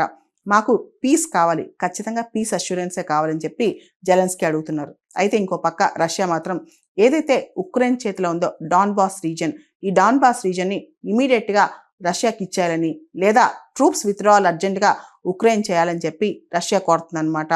సో ఇప్పటికి కూడా పరస్పరం ఒకళ్ళ మీద ఒకళ్ళు అటాక్స్ చేసుకుంటున్నారు రష్యా ఉక్రెయిన్. ఈ డాన్బాస్ రీజన్ ఏదైతే ఉక్రెయిన్ చేతిలో ఉందో దీని నుంచి ఇమీడియట్గా ఉక్రెయిన్ విత్డ్రా అవ్వాలని చెప్పి కూడా డొనాల్డ్ ట్రంప్ కూడా కోరుకుంటున్నారనమాట. అయినా కానీ ఉక్రెయిన్ అధ్యక్షుడు జెలెన్స్కీ మాత్రం మా ఒక్కరికి ఈ రూల్ ఏంటి, మేము డాన్బాస్ రీజన్ నుంచి బయటకు వెళ్ళిపోతే ఇప్పుడు రష్యా కూడా ఉక్రెయిన్ టెరిటరీస్ చాలా ఆక్యుపై చేస్తుంది కదా, దాని నుంచి రష్యా కూడా బయటకు వెళ్ళిపోవాలి కదా. అలా కాదు, స్టేటస్ కో ఇప్పుడు ఎలా ఉంటే అదే పరిస్థితిలో ఎక్కడ వరకు ఎవరైతే ఆక్యుపై చేసుకున్నారో అదంతా పెట్టుకుని అక్కడి నుంచి చర్చలు సాగించాలి, అక్కడి నుంచి సీజ్ ఫైర్ అగ్రిమెంట్స్ కుదరాలి, అక్కడి నుంచి పీస్ డీల్ కుదరాలని చెప్పి జెలెన్స్కీ కోరుతున్నారనమాట. అయితే జెలెన్స్కీ నాటోలో చేరతాం అనే ఐడియాని ఎందుకు డ్రాప్ చేశారు, ఉక్రెయిన్కి నాటో మెంబర్షిప్ అనే ఐడియాని ఎందుకు డ్రాప్ చేశారంటే ఇప్పటి వరకు కూడా ఈ నాటోలో చేరిక, నాటో మెంబర్షిప్ అనేది ఒక బార్గెనింగ్ టాక్టిక్గా జెలెన్స్కీ వాడారనమాట. అయితే నాటోలో చేరటం అంత తేలికైన విషయం కాదు. నాటోలో చేరాలంటే నాటో సభ్య దేశాలను ఒప్పుకోవాలి. అంతేకాదు ఇప్పుడు ఒకవేళ కనుక ఉక్రెయిన్కి నాటోలో స్థానం ఇస్తే, మెంబర్షిప్ ఇస్తే రష్యా ఉక్రెయిన్ యుద్ధం కాస్త రష్యా వర్సెస్ నాటో అయిపోతుంది. చాలా నాటో దేశాలు దీనికి ఇంట్రెస్ట్గా లేవన్నమాట. ఇన్ఫ్యాక్ట్ చెప్పాలంటే ఫ్రాన్స్, జర్మనీ లాంటి దేశాల్లో సామాన్య ప్రజలు కూడా ప్రొటెస్ట్ చేస్తున్నారు. సామాన్య ప్రజలు కూడా ఇలాంటి యుద్ధాలు ఇష్టం లేదనమాట. దాంతోపాటు కొత్తగా యుద్ధాలకు కానీ పెద్ద పెద్ద కాన్ఫ్లిక్ట్స్ కానీ నాటో ప్రిపేర్డ్గా లేదు. ముఖ్యంగా యూరోప్ దేశాలు ప్రిపేర్డ్గా లేవు. అక్కడ యంగ్ పీపుల్ ఎవరైతే యూరోప్ దేశాల్లో యూత్ ఉన్నారో, వెస్ట్రన్ యూరోపియన్ దేశాల్లో యూత్ ఉన్నారో వాళ్ళు కూడా యుద్ధాలకి రెడీగా లేరనమాట. అంటే సామాన్య ప్రజలు, యువత యుద్ధాలకు అక్కడ రెడీగా లేరు. అందుకనే నాటో మెంబర్స్లో చాలా దేశాలు ఇప్పుడు యుద్ధానికి దిగాలనుకోవట్లేదు రష్యా పైన. పైపైకి ఉక్రెయిన్ సపోర్ట్ చేస్తున్నా సరే వాళ్ళకి రష్యాతో యుద్ధం చేయాలని ఆలోచన లేదు. ఆ కాస్ట్ వాళ్ళకి తెలుసు, అంటే దానికి అయ్యే శ్రమ కానీ ఆ ఖర్చు కానీ వాళ్ళకి బాగా తెలుసు. వాళ్ళకి యుద్ధం చేయాలని ఆలోచన లేదు. ఇంకో పక్క రష్యా మాత్రం ఉక్రెయిన్లో ఎన్నికలు జరగాలని కోరుకుంటుంది. ఉక్రెయిన్లో ఎలక్షన్ వల్ల మార్షల్ లా ఉందన్నమాట. అక్కడ ఎన్నికలు జరగట్లేదు. జెలెన్స్కీ ఉక్రెయిన్కి ఒక ఇల్లెజిటిమేట్ ప్రెసిడెంట్. ఆయన టెన్యూర్ అయిపోయింది. టెన్యూర్ అయిపోతే ఆయన ఇల్లెజిటిమేటే కదా. కొత్తగా ఎవరైతే అధ్యక్ష పదవి చేపడతారో ఉక్రెయిన్, ఆయన లెజిటిమేట్ అవుతారు కాబట్టి వాళ్ళతో మేము చర్చలు జరుపుతామని చెప్పి రష్యా అంటుందన్నమాట. ఇలా రష్యా ఉక్రెయిన్ మధ్య ఇంకా పరస్పరంగా అవగాహన కుదరట్లేదు. అమెరికా మధ్యవర్తిత్వం చేస్తుంది, కానీ అది ఏమాత్రం ముందుకెళ్తో చూడాలి. వచ్చే ఫిబ్రవరి కంటే 2 నెలలు గడిస్తే 4 సంవత్సరాలు పూర్తవుతాయి రష్యా ఉక్రెయిన్ యుద్ధానికి.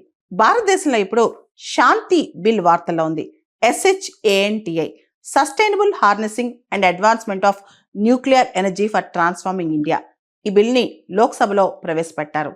ఈ బిల్ అసలు ఏంటో చూద్దాం.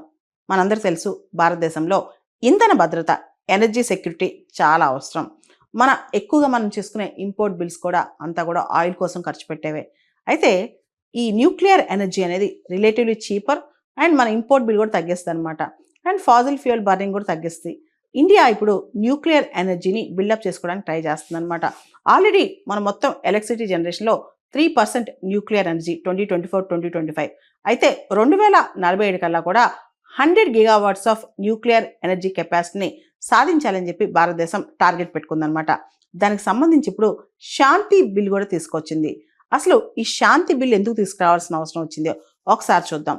ఇప్పటి వరకు కూడా న్యూక్లియర్ ఎనర్జీ ప్రొడక్షన్లో ప్రైవేట్ సెక్టర్ పార్టిసిపేషన్ లేదు. దానివల్ల న్యూక్లియర్ ఎనర్జీ సెక్టర్ అనేది చాలా స్లోగా గ్రో అవుతుంది. మనకి భారతదేశంలో అటామిక్ ఎనర్జీ యాక్ట్ 1962 ఉంది. అదేవిధంగా సివిల్ న్యూక్లియర్ లైబిలిటీ యాక్ట్ 2010 ఉంది. అయితే వీటిలో ఎక్కడ కూడా ప్రైవేట్ పార్టిసిపేషన్ సంబంధించలేదు. అంతా కూడా న్యూక్లియర్ ఎనర్జీ అనేది గవర్నమెంట్ కంట్రోల్లో ఉందన్నమాట. మొట్టమొదటిసారిగా ప్రైవేట్ పార్టిసిపేషన్ అలో చేస్తూ ఈ శాంతి బిల్ తీసుకొస్తున్నారు. శాంతి అంటే చెప్పాను కదా, sustainable harnessing and advancement of nuclear energy for transforming India. ఈ బిల్ తీసుకొస్తున్నారనమాట. దీంతో పాటు అంటే ప్రైవేట్ పార్టిసిపేషన్తో పాటు small modular nuclear reactor constructions కూడా, అంటే ఇప్పుడు వరకు కూడా మనం పెద్ద పెద్ద న్యూక్లియర్ పవర్ ప్లాంట్స్ మీద ఫోకస్ చేసాం. ఈ స్మాల్ మాడ్యులర్ రియాక్టర్స్ అంటే ఈజీ టు ఆపరేట్ అనమాట. చాలా తేలిగ్గా వీటిని ఆపరేట్ చేయొచ్చు అండ్ కంపేరిటివ్గా తక్కువ ఖర్చుతో ఆపరేట్ చేయొచ్చు అనమాట.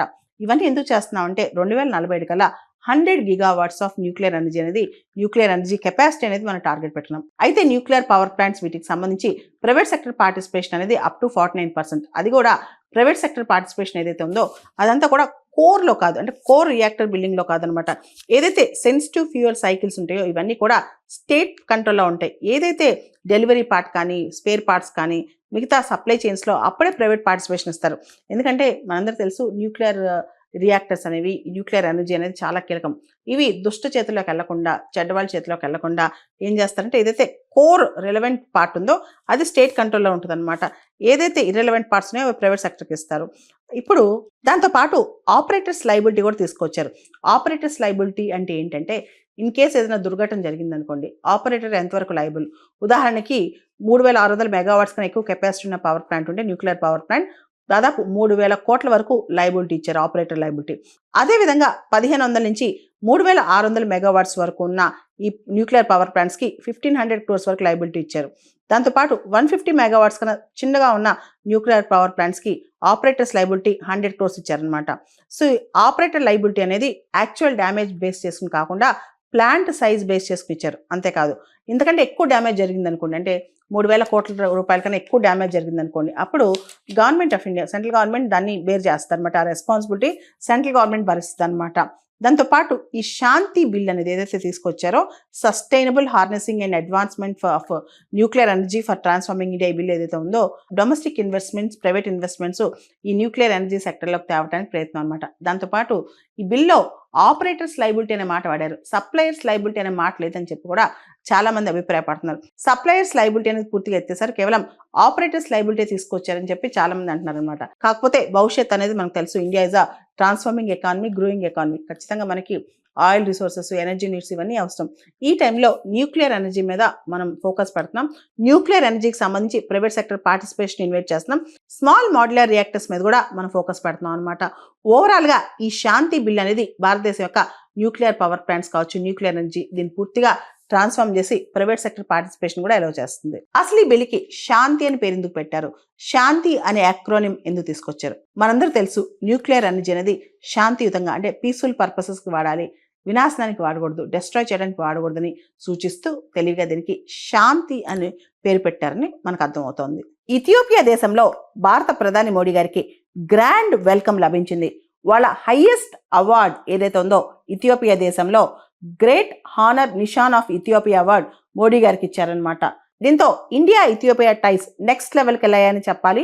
దాంతోపాటు మంది స్ట్రాటజిక్ పార్ట్నర్షిప్ లెవెల్లో ఇండియా ఇథియోపియా టైస్ నడుస్తున్నాయి అనమాట.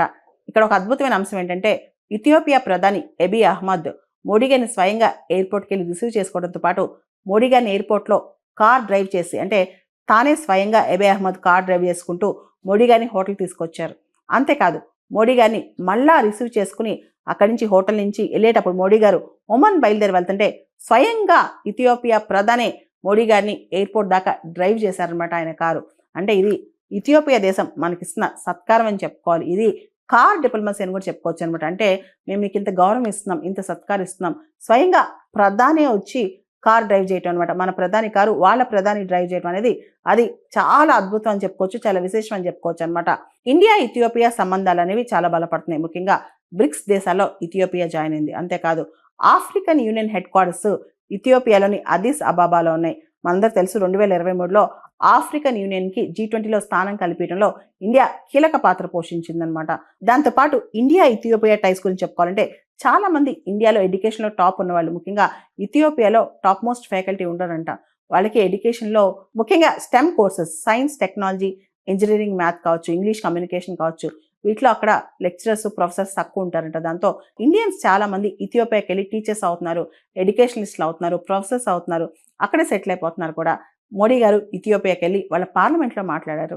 అక్కడ ఆయనకి లాంగెస్ట్ స్టాండింగ్ ఓవేషన్ లభించిందనమాట. మనం చూస్తే కనుక మోడీ గారికి highest civilian award great honour Nishan of Ethiopia. Modi గారు ప్రధాని అయిన తర్వాత ఇప్పటి వరకు కూడా 28 టాప్ హైయెస్ట్ ఫారెన్ అవార్డ్స్ వచ్చాయన్నమాట. ఇథియోపియా అవార్డుతో కలిపి మొత్తం 28 టాప్ హైయెస్ట్ అవార్డ్స్ వచ్చాయి. దీంతో పాటు ఇథియోపియాకి సంబంధించిన ఒక ప్రత్యేకమైన మ్యూజియం, వాళ్ళు ఎంత స్ట్రగుల్ అయ్యారు అవన్నీ చూపిస్తూ అక్కడ ఒక మ్యూజియం ఉంటుంది అనమాట, అద్వా మ్యూజియం అని చెప్పి. వాళ్ళ విక్టరీ ఎలా వచ్చింది, ఆ పీపుల్ అందరూ అక్కడ ప్రజలు సెల్ఫ్ డిటర్మినేషన్ కోసం అక్కడ ప్రజలు ఎలా స్ట్రగుల్ చేశారు, దానికి సంబంధించిన ఎవిడెన్సెస్ అన్ని కూడా అద్వా మ్యూజియం అని ఉంటుంది అనమాట. ఆ మ్యూజియంకి మోడీ గారు స్వయంగా వెళ్ళి అవన్నీ తెలుసుకున్నారనమాట. అంతేకాదు మన ప్రధాని మోడీ గారు ఇథియోపియా ప్రధాని అబీ అహ్మద్ ఇద్దరు కలిసి ఒక సాప్లింగ్, ఒక మొక్క కూడా ప్లాంట్ చేశారనమాట. భారతదేశం యొక్క ఏక్ పేడ్ మాకే నామ్ అని చెప్పి ఈ కాన్సెప్ట్తో అక్కడ కూడా మనం ఒక చెట్టుని అక్కడ ప్రధాని మన ప్రధాని కలిసి నాటారనమాట.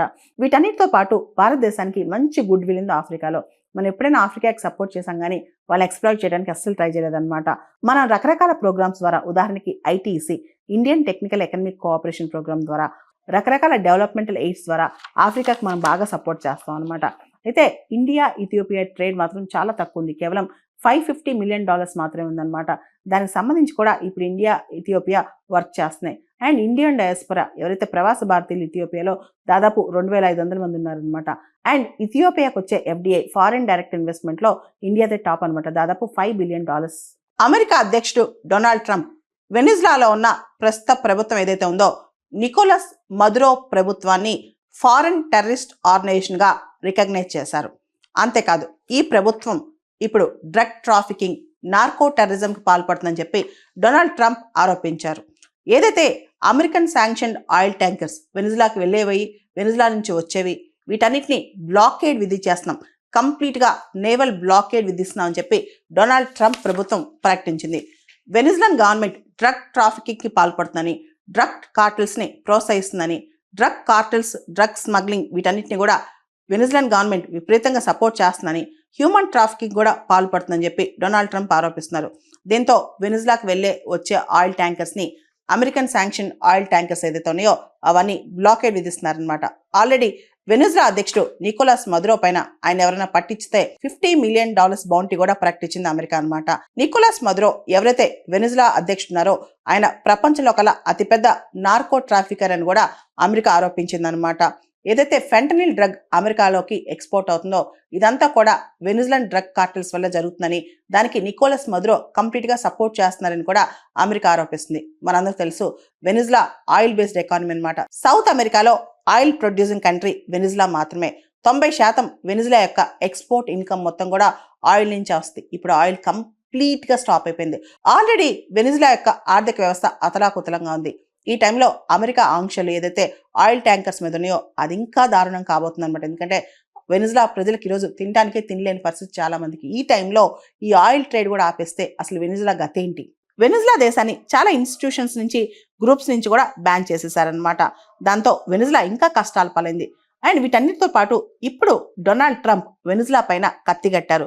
వెనిజులా నుంచి చాలా డ్రగ్ ట్రాఫికింగ్ జరుగుతుందని చెప్పి, వెనిజులా నుంచి కొకైన్ కావచ్చు, ఫెంటనిల్ కావచ్చు, ఇవన్నీ కూడా అమెరికాకి ఎక్స్పోర్ట్ అవుతున్నాయి అని చెప్పి డొనాల్డ్ ట్రంప్ ఆరోపణ అనమాట. అంతేకాదు వెనిజులాని కట్టడి చేయడం కోసం డొనాల్డ్ ట్రంప్ కరీబియన్లో, పసిఫిక్ ఓషన్లో అమెరికన్ మిలిటరీ ప్రెజెన్స్ బాగా పెంచాడు.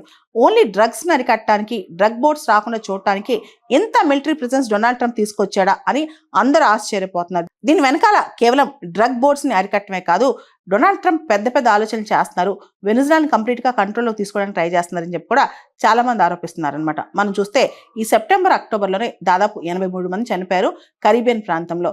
దాదాపు 21 అమెరికన్ స్ట్రైక్స్ జరిగాయి అనమాట. ఏదైతే డొనాల్డ్ ట్రంప్ ప్రభుత్వం ఆరోపిస్తుందో డ్రగ్ బోర్డ్స్ అని చెప్పి, అదే విధంగా వెనిజులా దేశం నార్కో టెర్రరిజం ప్రమోట్ చేస్తుందని చెప్పి డొనాల్డ్ ట్రంప్ ఆరోపణ అనమాట.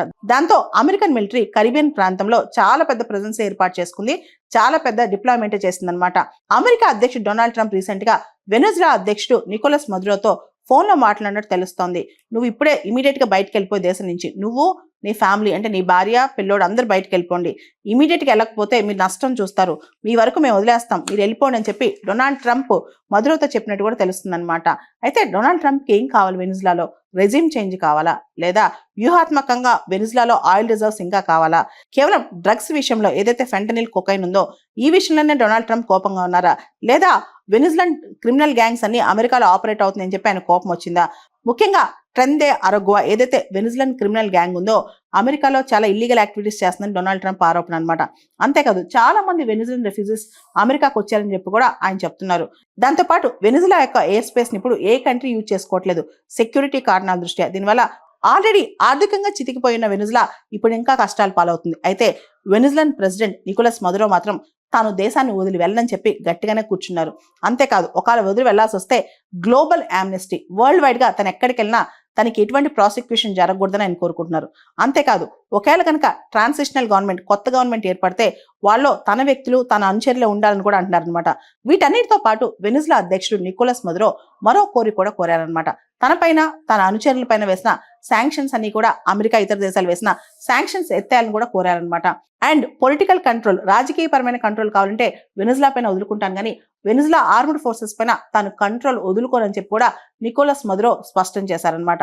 అయితే నికోలస్ మదురో మరియు డొనాల్డ్ ట్రంప్ మధ్య, అంటే అమెరికా అధ్యక్షుడు, వెనిజులా అధ్యక్షుడి మధ్య ఒక డీల్ కుదుర్చాలని చెప్పి బ్రెజిల్, ఖతార్, టర్కీ ఈ దేశాలన్నీ కూడా ట్రై చేశాయి. అయితే ఈ డీల్ ఫెయిల్ అయిపోవడంతో ఇప్పుడు డొనాల్డ్ ట్రంప్ మరింత ఆగ్రహంతో ఉన్నారనమాట. వెనిజులా పైన అమెరికా మిలిటరీ అటాక్ చేయొచ్చు అన్న డౌట్స్ కూడా వెలువడుతున్నాయి. మన సెంట్రల్ ఇన్ఫర్మేషన్ కమిషన్ కి ఇప్పుడు కొత్తగా చీఫ్ ఇన్ఫర్మేషన్ కమిషనర్ నియమితులయ్యారు రాజ్ కుమార్ గోయల్ గారు. ఈయన 1990 batch retired IAS officer, AGMUT cadre నుంచి 9 సంవత్సరాల తర్వాత మొట్టమొదటిసారిగా మొత్తం సెంట్రల్ ఇన్ఫర్మేషన్ కమిషన్ అనేది పూర్తి స్థాయిలో కంప్లీట్ సభ్యులతో నిండి ఉందన్నమాట. మనం చూస్తే రాజ్ కుమార్ గోయల్ గారితో పాటు, అంటే ఆయన information commissioner, chief information commissioner గా ఆయనతో పాటు 8 మంది ఇన్ఫర్మేషన్ కమిషనర్స్ కూడా అయ్యారనమాట. ఈ సందర్భంగా ఓత్ టేకింగ్ సెరమనీ, వాళ్ళ ప్రమాణ స్వీకారం ప్రెసిడెంట్ చేయించారు.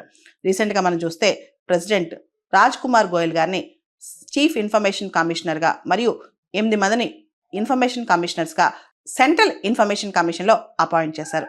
మనం చూస్తే కనుక ఇన్ఫర్మేషన్ కమిషనర్స్ కి సంబంధించి పూర్తి స్థాయిలో వీళ్ళ అపాయింట్మెంట్ రికమెండ్ చేసేది ఒక కమిటీ ఉందన్నమాట. ఆ కమిటీకి చైర్మన్ కంటే ఎవరెవరు సెంట్రల్ ఇన్ఫర్మేషన్ కమిషన్ లో ఉండాలి, అంటే చీఫ్ ఇన్ఫర్మేషన్ కమిషనర్ గా ఎవరు ఉండాలి, అదేవిధంగా ఇన్ఫర్మేషన్ కమిషనర్స్ గా ఎవరు ఉండాలి, దీనికి సంబంధించి ఒక కమిటీ ఉంది. వాళ్ళ నియామకాల కమిటీ ఉందన్నమాట. అంటే వాళ్ళ నియామకాలని రికమెండ్ చేసే కమిటీ ఉంది. ఆ రికమెండేషన్ బేసిస్ మీద ప్రెసిడెంట్ వాళ్ళని అపాయింట్ చేస్తారనమాట. ఆ కమిటీకి చైర్మన్ గా భారత ప్రధాని ఉంటారు. ఏదైతే సెంట్రల్ ఇన్ఫర్మేషన్ కమిషన్ నియామకాల రికమెండేషన్ కమిటీ ఉంటుందో దానికి చైర్మన్ గా మన ప్రధాని ఉంటారు. ప్రధానితో పాటు లీడర్ ఆఫ్ అపోజిషన్ ఉంటారు. ఆయనతో పాటు ఒక యూనియన్ క్యాబినెట్ మినిస్టర్ ఉంటారు అనమాట. సాధారణంగా వాళ్ళు హోమ్ మినిస్టర్ అయి ఉంటారు. అంటే 3 ఉంటారు. అంటే ప్రాక్టికల్ గా చెప్పాలంటే ప్రైమ్ మినిస్టర్ మోడీ గారు, leader of opposition Rahul Gandhi గారు, అదేవిధంగా మన హోం మంత్రి అమిత్ షా గారు, ఈ 3 కూడా ప్యానెల్లో ఉన్నారంట. సాధారణంగా యూనియన్ క్యాబినెట్ మినిస్టర్ అంటే హోమ్ మినిస్టర్ సీనియర్ గా ఉంటారు కాబట్టి ఆయన సాధారణంగా ప్రాక్టికల్ గా ఆయనే కమిటీలో చేరుస్తారనమాట. మనం చూస్తే కనుక డిసెంబర్ 2016 నుంచి కూడా సెంట్రల్ ఇన్ఫర్మేషన్ కమిషన్ అనేది ఫుల్ స్ట్రెంత్ తో వర్క్ చేయలేదు. దాదాపు 9 సంవత్సరాల గ్యాప్ తర్వాత ఫుల్ స్ట్రెంత్ వచ్చిందనమాట. మనం చూస్తే కనుక సెంట్రల్ ఇన్ఫర్మేషన్ కమిషన్ లో 31,000 అప్పీల్స్ పెండింగ్ లో ఉన్నాయి. ఒక్కొక్క అప్పీలు ఫస్ట్ హియరింగ్ కి రావాలన్నా సరే సంవత్సర కాలం పడుతుందంట. ఇక్కడ మనం చూస్తే భారతదేశంలో సమాచార హక్కు చట్టం అనేది 2005 నుంచి అమల్లో ఉంది. 2005 నుంచి కూడా, అంటే 20 సంవత్సరాలు పూర్తయ్యాయి అనమాట. 20 సంవత్సరాల్లో సమాచార హక్కు చట్టం వల్ల భారతదేశంలో పారదర్శకత బాగా పెరిగింది. మనందరికి తెలుసు, గాంధీ గారు ఎప్పుడో ఒక మాట చెప్తా ఉంటారు, నిజమైన స్వరాజ్యం అంటే కొంతమంది చేతికి అధికారం వచ్చినప్పుడు కాదు, అధికారం దుర్వినియోగం అయితే ప్రశ్నించే శక్తి ప్రజలందరి చేతికి వచ్చినప్పుడే నిజమైన స్వరాజ్యం వచ్చినట్లు లెక్క అని చెప్పి మనం చూస్తే సమాచార హక్కు చట్టం నిజమైన స్వరాజ్యం తీసుకొచ్చిందనమాట. 2019లో సమాచార హక్కు చట్టానికి మార్పులు తీసుకొచ్చారు. ఇంతకుముందు సమాచార కమిషనర్స్ కేంద్రంలో కానీ రాష్ట్రాల్లో కానీ ఉన్నారో వాళ్ళకి ఎన్నికల సంఘం అంటే ఎలక్షన్ కమిషనర్స్కి ఏ విధంగా శాలరీస్ అలవెన్సెస్ ఉంటాయో అలానే ఉండే అనమాట. కానీ 2019లో వీళ్ళ శాలరీస్ అలవెన్సెస్ కేంద్ర ప్రభుత్వం నిర్దేశిస్తే ఎన్నికల సంఘంతో కంపారిజన్ లేదని చెప్పి మార్పు తీసుకొచ్చారనమాట. అదేవిధంగా ఈ కమిషనర్స్ ఎవరైతే ఉంటారో వాళ్ళ టెన్యూర్ని 3 yearsకి తగ్గించారు. 5 years నుంచి 3 years. ఒకవేళ కనుక ఇన్ఫర్మేషన్ కమిషనర్ కనుక చీఫ్ ఇన్ఫర్మేషన్ కమిషనర్ అయితే కనుక వాళ్ళ టెన్యూర్ ఈ 2 టెన్యూర్స్ కలిపి కూడా 5 years కంటే ఎక్కువ ఉండకూడదు. ఇలాంటి మార్పులు తీసుకొచ్చారు. మనం ఇప్పుడు ఆర్టీఐ అనేది ఈ ఆర్టీఐ కూడా ఫైల్ చేయొచ్చు అనమాట. అంటే మనం ఆన్లైన్లో కూడా రైట్ టు ఇన్ఫర్మేషన్ ఫైల్ చేయొచ్చు అనమాట. అయితే స్టేట్ ఇన్ఫర్మేషన్ కమిషన్ దగ్గర, సెంట్రల్ ఇన్ఫర్మేషన్ కమిషన్ దగ్గర చాలా పిటిషన్స్ పెండింగ్లో ఉన్నాయి. దీనివల్ల అసలు సమాచార హక్కు యొక్క స్పిరిటే పోతుందని చెప్పి యాక్టివిస్టులు చెప్తున్నారు. మహాత్మా గాంధీ జాతీయ ఉపాధి హామీ పథకం దీని ప్లేస్లో కొత్త పథకం రాబోతోంది. VBG Ramji Viksit Bharat guarantee for Rozgar మరియు ఆజీవికా మిషన్ గ్రామీణ్ అని చెప్పి కొత్త పథకం రాబోతుంది. షార్ట్ కట్లో దాన్ని జీ రామ్జీ బిల్ అని కూడా పిలుస్తున్నారు. అయితే దీనిలో ప్రత్యేకమైన ఒక విశేషం ఉందన్నమాట. ఇప్పటి వరకు కూడా అగ్రికల్చర్ సీజన్స్ ఏదైతే పంటలు నాటేటప్పుడు కానీ లేదా కోత జరిగేటప్పుడు కానీ ఈ టైంలో లేబర్ షార్టేజ్ పల్లెటూరులో ఉంది. అది ఈ మహాత్మా గాంధీ జాతీయ ఉపాధి హామీ పథకం వల్ల లేబర్ షార్టేజ్ అని చాలా ఎక్కువ ఉందని చెప్పి కూడా చాలా మంది చెప్తుంటారు. దాన్ని అడ్రస్ చేయడానికి ఇప్పుడు ఈ మహాత్మా గాంధీ జాతీయ ఉపాధి హామీ పథకం ప్లేస్లో వచ్చే జీ రామ్జీ ఈ బిల్లో ఒక కొత్త అంశాన్ని ప్రవేశపెట్టారు. అదేంటంటే సీజనల్ బ్రేక్ అనమాట. అగ్రిగేట్గా టోటల్గా 60 రోజుల వరకు కూడా ఈ జీ రామ్జీ బిల్ ద్వారా సీజనల్ బ్రేక్స్ ఇవ్వచ్చు అనమాట. దానివల్ల ఏదైతే అగ్రికల్చర్ సీజన్స్ ఉంటాయో, వ్యవసాయంలో పీక్ సీజన్స్ ఉంటాయో అప్పుడు లేబర్ షార్టేజ్ రాకుండా ఉంటుంది. ఆ డెసిషన్ అనేది స్టేట్ గవర్నమెంట్ తీసుకుంటుంది అనమాట. మొత్తం రాష్ట్రం మొత్తానికి కూడా ఒకటే సీజన్ లా కాకుండా జిల్లాల వారీగా, ప్రాంతాల వారీగా, బ్లాక్స్ వారీగా కూడా స్టేట్ గవర్నమెంట్ డెసిషన్ తీసుకుంటుంది ఏ టైంలో బ్రేక్ ఇవ్వాలి ఈ ప్రోగ్రామ్ కి అని చెప్పి. అయితే ఈ కొత్త పథకం జీ రామ్జీ పథకంలో సెంట్రల్ గవర్నమెంట్ 60% స్పాన్సర్ చేస్తుంది, స్టేట్ గవర్నమెంట్ 40% చేయాలని చెప్పి రావడంతో స్టేట్ గవర్నమెంట్స్ ఆందోళన చెందుతున్నాయి. అంత పర్సెంట్ మేము ఎలా సపోర్ట్ చేయగలం ఈ జీ రామ్జీ పథకానికి అని చెప్పి. Mahatma Gandhi national rural employment guarantee act, Mahatma Gandhi ఉపాధి హామీ పథకం ఏదైతే అమల్లో ఉందో గత 20 సంవత్సరాల నుంచి ఇప్పుడు దాని బదులుగా కొత్త పథకం రాబోతోంది. అదే జీ రామ్జీ పథకం. అసలు ఏంటి పథకం? Viksit Bharat guarantee for Rozgar and Ajeevika mission Gramin, short కట్లో విబిజీ రామ్జీ అని పిలుస్తున్నారు. అంటే Viksit Bharat guarantee for Rozgar and Ajeevika mission Gramin అని అర్థం అనమాట. దీనికి సంబంధించి Mahatma Gandhi national rural employment guarantee scheme ఏదైతే 2005లో మొదలెట్టారో కరెక్ట్గా 20 సంవత్సరాలు పూర్తయింది. తర్వాత మనం చూస్తే కనుక అది చట్ట రూపం దాల్చిందనమాట. Mahatma Gandhi national rural employment guarantee act అనేది ప్రపంచంలో కల్లా అతిపెద్ద ఎంప్లాయ్మెంట్ గ్యారంటీ చట్టం అని చెప్పుకోవచ్చు. 100 days ఎంప్లాయ్మెంట్ గ్యారంటీ అనేది ప్రతి రూరల్ హౌస్ హోల్డ్ కి ఇచ్చారనమాట. దాంతోపాటు మనం చూస్తే కనుక పురుషులకు స్త్రీలకు సమానమైన వేతనాలు కూడా ఈ యాక్ట్ లో వచ్చాయి. వీటన్నిటితో పాటు 15 రోజుల లోపల ఎంప్లాయ్మెంట్ ఇవ్వలేకపోతే అన్ఎంప్లాయ్మెంట్ అలవెన్స్ కూడా ఇస్తారు. దీనిలో జాబ్ కార్డ్స్ ఉంటాయి. అండ్ మనం చూస్తే within 5 kilometers radius employment ఇవ్వాలి. ఎక్కడి నుంచి అయితే వాళ్ళు అప్లై చేశారో అక్కడి నుంచి within 5 kilometers radius employment ఇవ్వాలన్నమాట. ఇవన్నీ కూడా మహాత్మా గాంధీ జాతీయ ఉపాధి హామీ పథకం అనేది అద్భుతంగా ముందుకెళ్ళడానికి దోహదపడ్డాయి. ఇప్పుడు దాన్ని రీప్లేస్ చేసి కొత్త పథకం రాబోతోంది. మనం గనక గత 20 సంవత్సరాల్లో Mahatma Gandhi national rural employment guarantee act functioning ఎలా ఉందో ఒకసారి చూస్తే కనుక మొత్తం 2005 నుంచి 2025 వరకు దీని ఖర్చు 11.74 lakh crores, దాదాపు 11.74 లక్షల కోట్ల ఖర్చు అయిందనమాట. Total person days since Inception, అప్పటి నుంచి అంటే 2005 నుంచి ఇప్పటి వరకు కూడా 4,872 crore పర్సన్ డేస్ అనమాట. అన్ని రోజులు వర్క్ డేస్ దొరికాయి అనమాట. ఇవన్నీ చూస్తే ఇది అత్యద్భుతమైన పర్ఫార్మెన్స్ చూపిస్తుందని చెప్పొచ్చు. అంతేకాదు Mahatma Gandhi national rural employment guarantee act అనేది గత 20 సంవత్సరాలుగా గ్రామీణ ప్రాంతంలో పేదరికాన్ని పోగొట్టడానికి చాలా కృషి చేసింది. వరల్డ్ బ్యాంక్ కూడా ఇది చాలా బెస్ట్ ఎగ్జాంపుల్. రూరల్ డెవలప్మెంట్లో మహాత్మా గాంధీ జాతీయ ఉపాధి హామీ పథకం అనేది ఎంతో దోహదపడిందని చెప్పి ప్రపంచ బ్యాంక్ కూడా మనల్ని కొనియాడిందనమాట. ఈ చట్టం గ్రామీణ ప్రాంతాల నుంచి పట్టణ ప్రాంతాలకు మైగ్రేషన్స్ కూడా తగ్గించిందనమాట. అంటే గ్రామీణ ప్రాంతాల్లోనే ఉపాధి కల్పించి గ్రామీణ ప్రాంతాల్లోనే పేదరికం తగ్గించడంలో ఈ చట్టం కీలక పాత్ర పోషించింది. ఇప్పుడు Mahatma Gandhi national rural employment guarantee act place లో కొత్త చట్టం రాబోతోంది. దాని పేరు Viksit Bharat guarantee for Rozgar and Ajeevika mission Gramin. Short cut లో విబిజీ రామ్జీ అని పిలుస్తున్నారనమాట.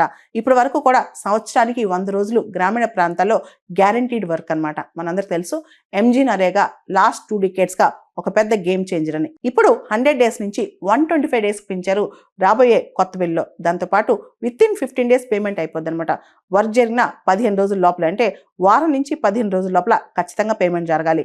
అండ్ పాత చట్టంలో ఉన్నట్టే అన్ఎంప్లాయ్మెంట్ అలవెన్స్ 15 రోజుల లోపల వర్క్ కనుక ఇవ్వలేకపోతే నిరుద్యోగ భృతిని కూడా ఇస్తారనమాట. ముఖ్యంగా ఈ కొత్త బిల్లులో ఏదైతే Viksit Bharat guarantee for Rozgar and Ajeevika mission గ్రామీణ్లో కొన్ని కేటగిరీస్ తీసుకొచ్చారనమాట. 4 categories గా దీన్ని డివైడ్ చేశారనమాట. అంటే ఈ పథకం కింద వర్క్స్ అనేవి 4 categories గా డివైడ్ చేశారు. మొదటిది వాటర్ సెక్యూరిటీ, నీటి భద్రత. రెండోది రూరల్ ఇన్ఫ్రాస్ట్రక్చర్, గ్రామీణ ప్రాంతంలో మౌలిక వసతులు. మూడోది లైవ్లీహుడ్ ఇన్ఫ్రాస్ట్రక్చర్, జీవనోపాధికి అవసరమైన మౌలిక వసతులు. నాలుగవది డిజాస్టర్ రెసిలియన్స్, అంటే విపత్తు నిర్వహణ. ఈ టైంలో ఏ విధంగా విపత్తులు జరిగిన తర్వాత రెసిలియంట్ గా మనం ఇన్ఫ్రాస్ట్రక్చర్ డెవలప్ చేసుకోవాలి, ఇవన్నీ కూడా. సో దీనిలో ట్రాన్స్పరెన్సీ, బయోమెట్రిక్స్, జియో ట్యాగింగ్. కొత్తగా జియో ట్యాగింగ్ కూడా, నువ్వు ఎక్కడ పని చేసావు, ఎక్కడ పనులు జరిగాయి, కంప్లీట్ గా జియో ట్యాగింగ్ చేస్తారు, ఆ ప్లేస్, ఆ లొకేషన్ అనమాట. సో వీటన్నిటితో పాటు ఈ కొత్త బిల్లో గ్రీవెస్ రిడ్రెసల్ మెకానిజం కూడా స్ట్రాంగ్ గా తీసుకొస్తున్నారనమాట. ఇంకోటి ఎంజీ నరేగా, పాత చట్టానికి కొత్తగా రాబోయే బిల్లుకి ఏంటంటే, పాత చట్టంలో ఎంజీ నరేగా మహాత్మా గాంధీ జాతీయ ఉపాధి హామీ పథకం కంప్లీట్ గా 100% సెంట్రల్ గవర్నమెంట్ ఫండింగ్ ఇస్తుంది అనమాట. అయితే కొత్త పథకంలో 60% మాత్రమే కేంద్ర ప్రభుత్వం ఇస్తే, 40% రాష్ట్ర ప్రభుత్వాలు వేసుకోవాలి. అదేవిధంగా north eastern states, Himalayan states, ఏవైతే ఈశాన్య రాష్ట్రాలు, హిమాలయ రాష్ట్రాలు ఉన్నాయో అవి 10% కంట్రిబ్యూట్ చేయాలి. 90% సెంట్రల్ గవర్నమెంట్ ఇస్తుంది అనమాట. అదే యూనియన్ టెరిటరీస్ అయితే 100% సెంట్రల్ గవర్నమెంట్ ఇస్తుంది అనమాట. సో ఈ ఏదైతే కొత్త పథకం తేబోతున్నారో మహాత్మా గాంధీ జాతీయ ఉపాధి హామీ పథకం ప్లేస్ లో వార్షికంగా ప్రతి సంవత్సరం ఈ కొత్త పథకానికి 1.51 lakh crores ఖర్చు అవుతుందంట. దానిలో సెంట్రల్ గవర్నమెంట్, కేంద్ర ప్రభుత్వం 95,692 కోట్లు ఖర్చు పెట్టాలంట. ఇక్కడ మనం గమనిస్తే ఇప్పటి వరకు కూడా మహాత్మా గాంధీ జాతీయ ఉపాధి హామీ పథకం అనేది రూరల్ పావర్టీని తగ్గించడానికి ప్రయత్నిస్తుంది. ఇప్పుడు కొత్తగా ఏదైతే బిల్ తీసుకొస్తున్నారో అది మాత్రం వికసిత్ భారత్, అంటే 2047 వికసిత్ భారత్ దిశగా ప్రయాణిస్తోంది. దేశ రాజధాని ఢిల్లీలో చాలా ప్రాంతాల్లో ఎయిర్ క్వాలిటీ లెవెల్స్ క్షీణించాయి. గాలి నాణ్యత చాలా క్షీణించిందంట. ఒక thick layer of toxic smog, ఏదైతే ఒక తెరలాగా, ఒక పొరలాగా ఈ టాక్సిక్ స్మాగ్ ఏదైతే ఉందో అది ఢిల్లీని చుట్టుముట్టేసింది కంప్లీట్ గా. ఇండియా మెట్రలాజికల్ డిపార్ట్మెంట్ వాళ్ళు ఢిల్లీ ప్రాంతంలో చాలా ప్రాంతాలకి రెడ్ అలర్ట్ కూడా ఇచ్చారనమాట. The commission for air quality management వాళ్ళు graded response action plan stage 4 తీసుకొచ్చారు. ముఖ్యంగా ఢిల్లీ, నేషనల్ క్యాపిటల్ రీజన్ ఆ ప్రాంతాల్లో ఎయిర్ పొల్యూషన్ ట్యాకిల్ చేయడానికి graded response action plan stage 4 కూడా తీసుకొచ్చారనమాట. చాలా వరకు ఎవరైతే వల్నరబుల్ సెక్షన్స్ ఉన్నారో, పసిపిల్లలు కావచ్చు, వృద్ధులు కావచ్చు, అదేవిధంగా మహిళలు, అనారోగ్యంతో ఉన్న వాళ్ళని అత్యవసరం అయితే తప్ప అవుట్డోర్ ఎక్స్పోజర్ కావద్దని చెప్పి కూడా అడ్వైజరీ జారీ చేశారనమాట. ఒక డెన్స్ ఫాగ్ అనేది ఢిల్లీలో చుట్టుముట్టేసింది. అంతేకాదు చాలా చోట్ల ఢిల్లీ ఎయిర్పోర్ట్ ప్రాంతాల్లో కూడా ఈ డెన్స్ ఫాగ్ వల్ల చాలా ఫ్లైట్స్ విజిబిలిటీ లేక చాలా ఫ్లైట్స్ డిలే అవుతున్నాయి, కొన్ని ఫ్లైట్స్ క్యాన్సిల్ కూడా అవుతున్నాయి అంట. ఢిల్లీలో 40 మానిటరింగ్ స్టేషన్స్ అయితే ఎయిర్ క్వాలిటీ మానిటరింగ్ స్టేషన్స్ ఉన్నాయో 40లో 15 మానిటరింగ్ స్టేషన్స్ లో ఎయిర్ పొల్యూషన్ అనేది సెవియర్ కేటగిరీలో చూపిస్తుందంట. ఎయిర్ పొల్యూషన్ వల్ల ఢిల్లీలో బ్రీతింగ్ ప్రాబ్లమ్స్ రావటం, సోర్ థ్రోట్ రావటం, అదేవిధంగా కళ్ళల్లో బర్నింగ్ సెన్సేషన్ రావటం, ఇవన్నీ జరుగుతున్నాయి అనమాట. దీంతో ఢిల్లీలో నిన్న ఈ రోజు చాలా స్కూల్స్ మూసేశారంట.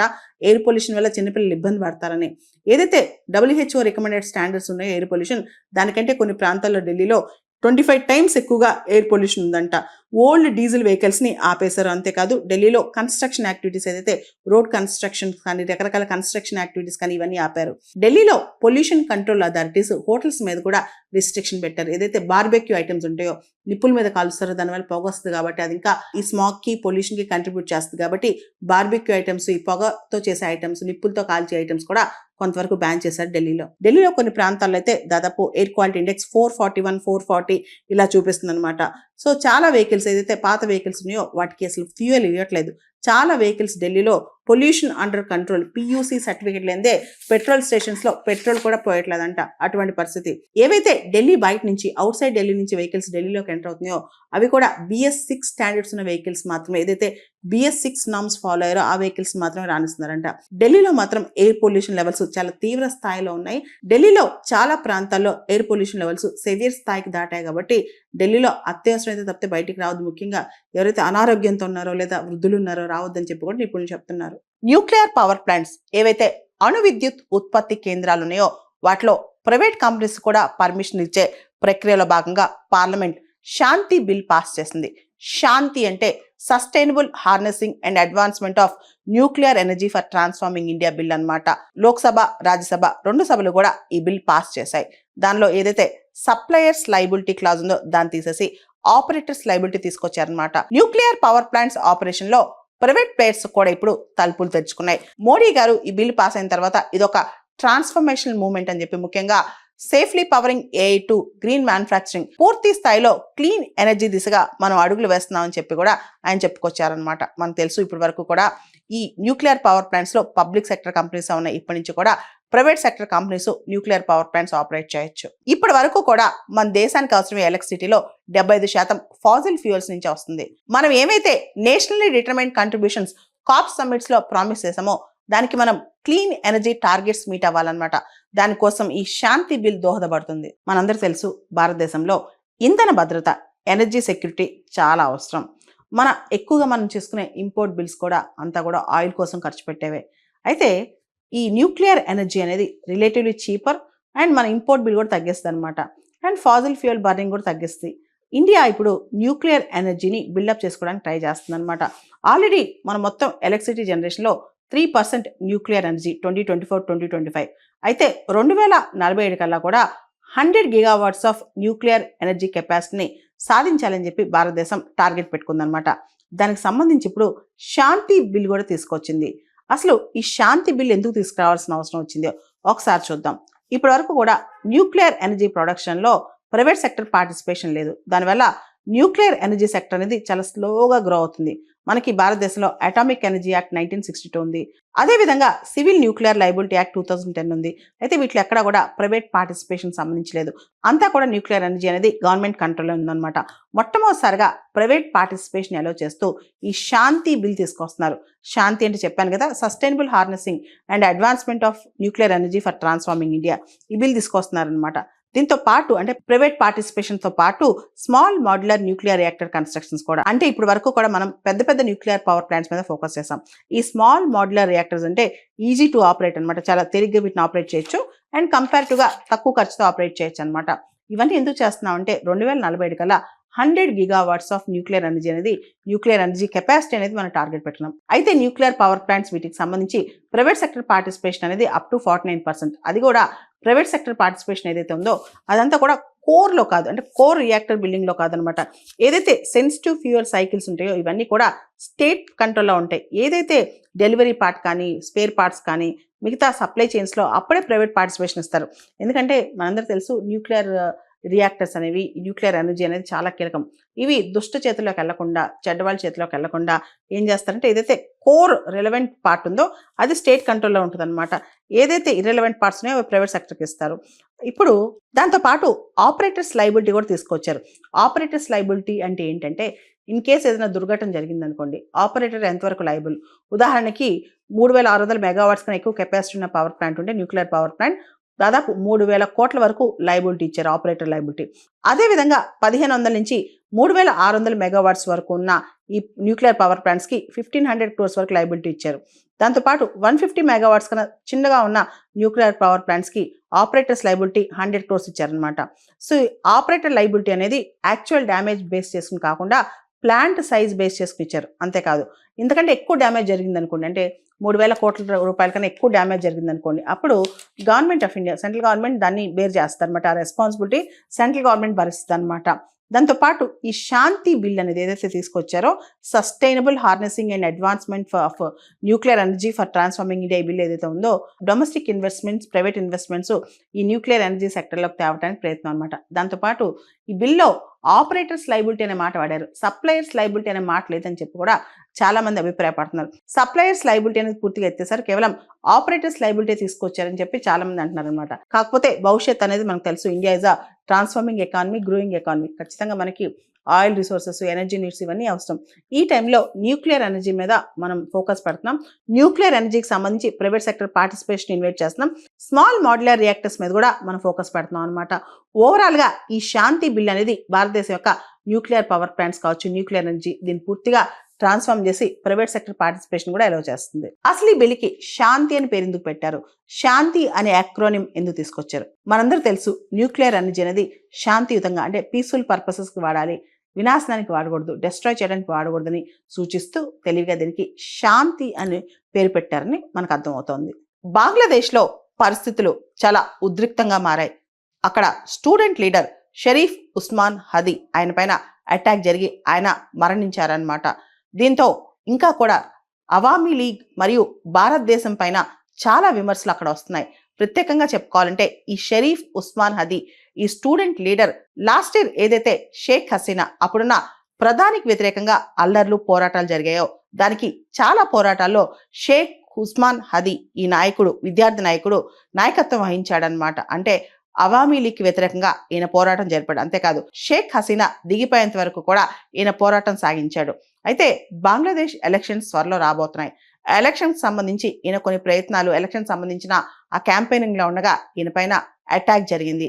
ఈ అటాక్ తర్వాత ఆయన్ని సింగపూర్ హాస్పిటల్ తరలించారు ట్రీట్మెంట్ కోసం.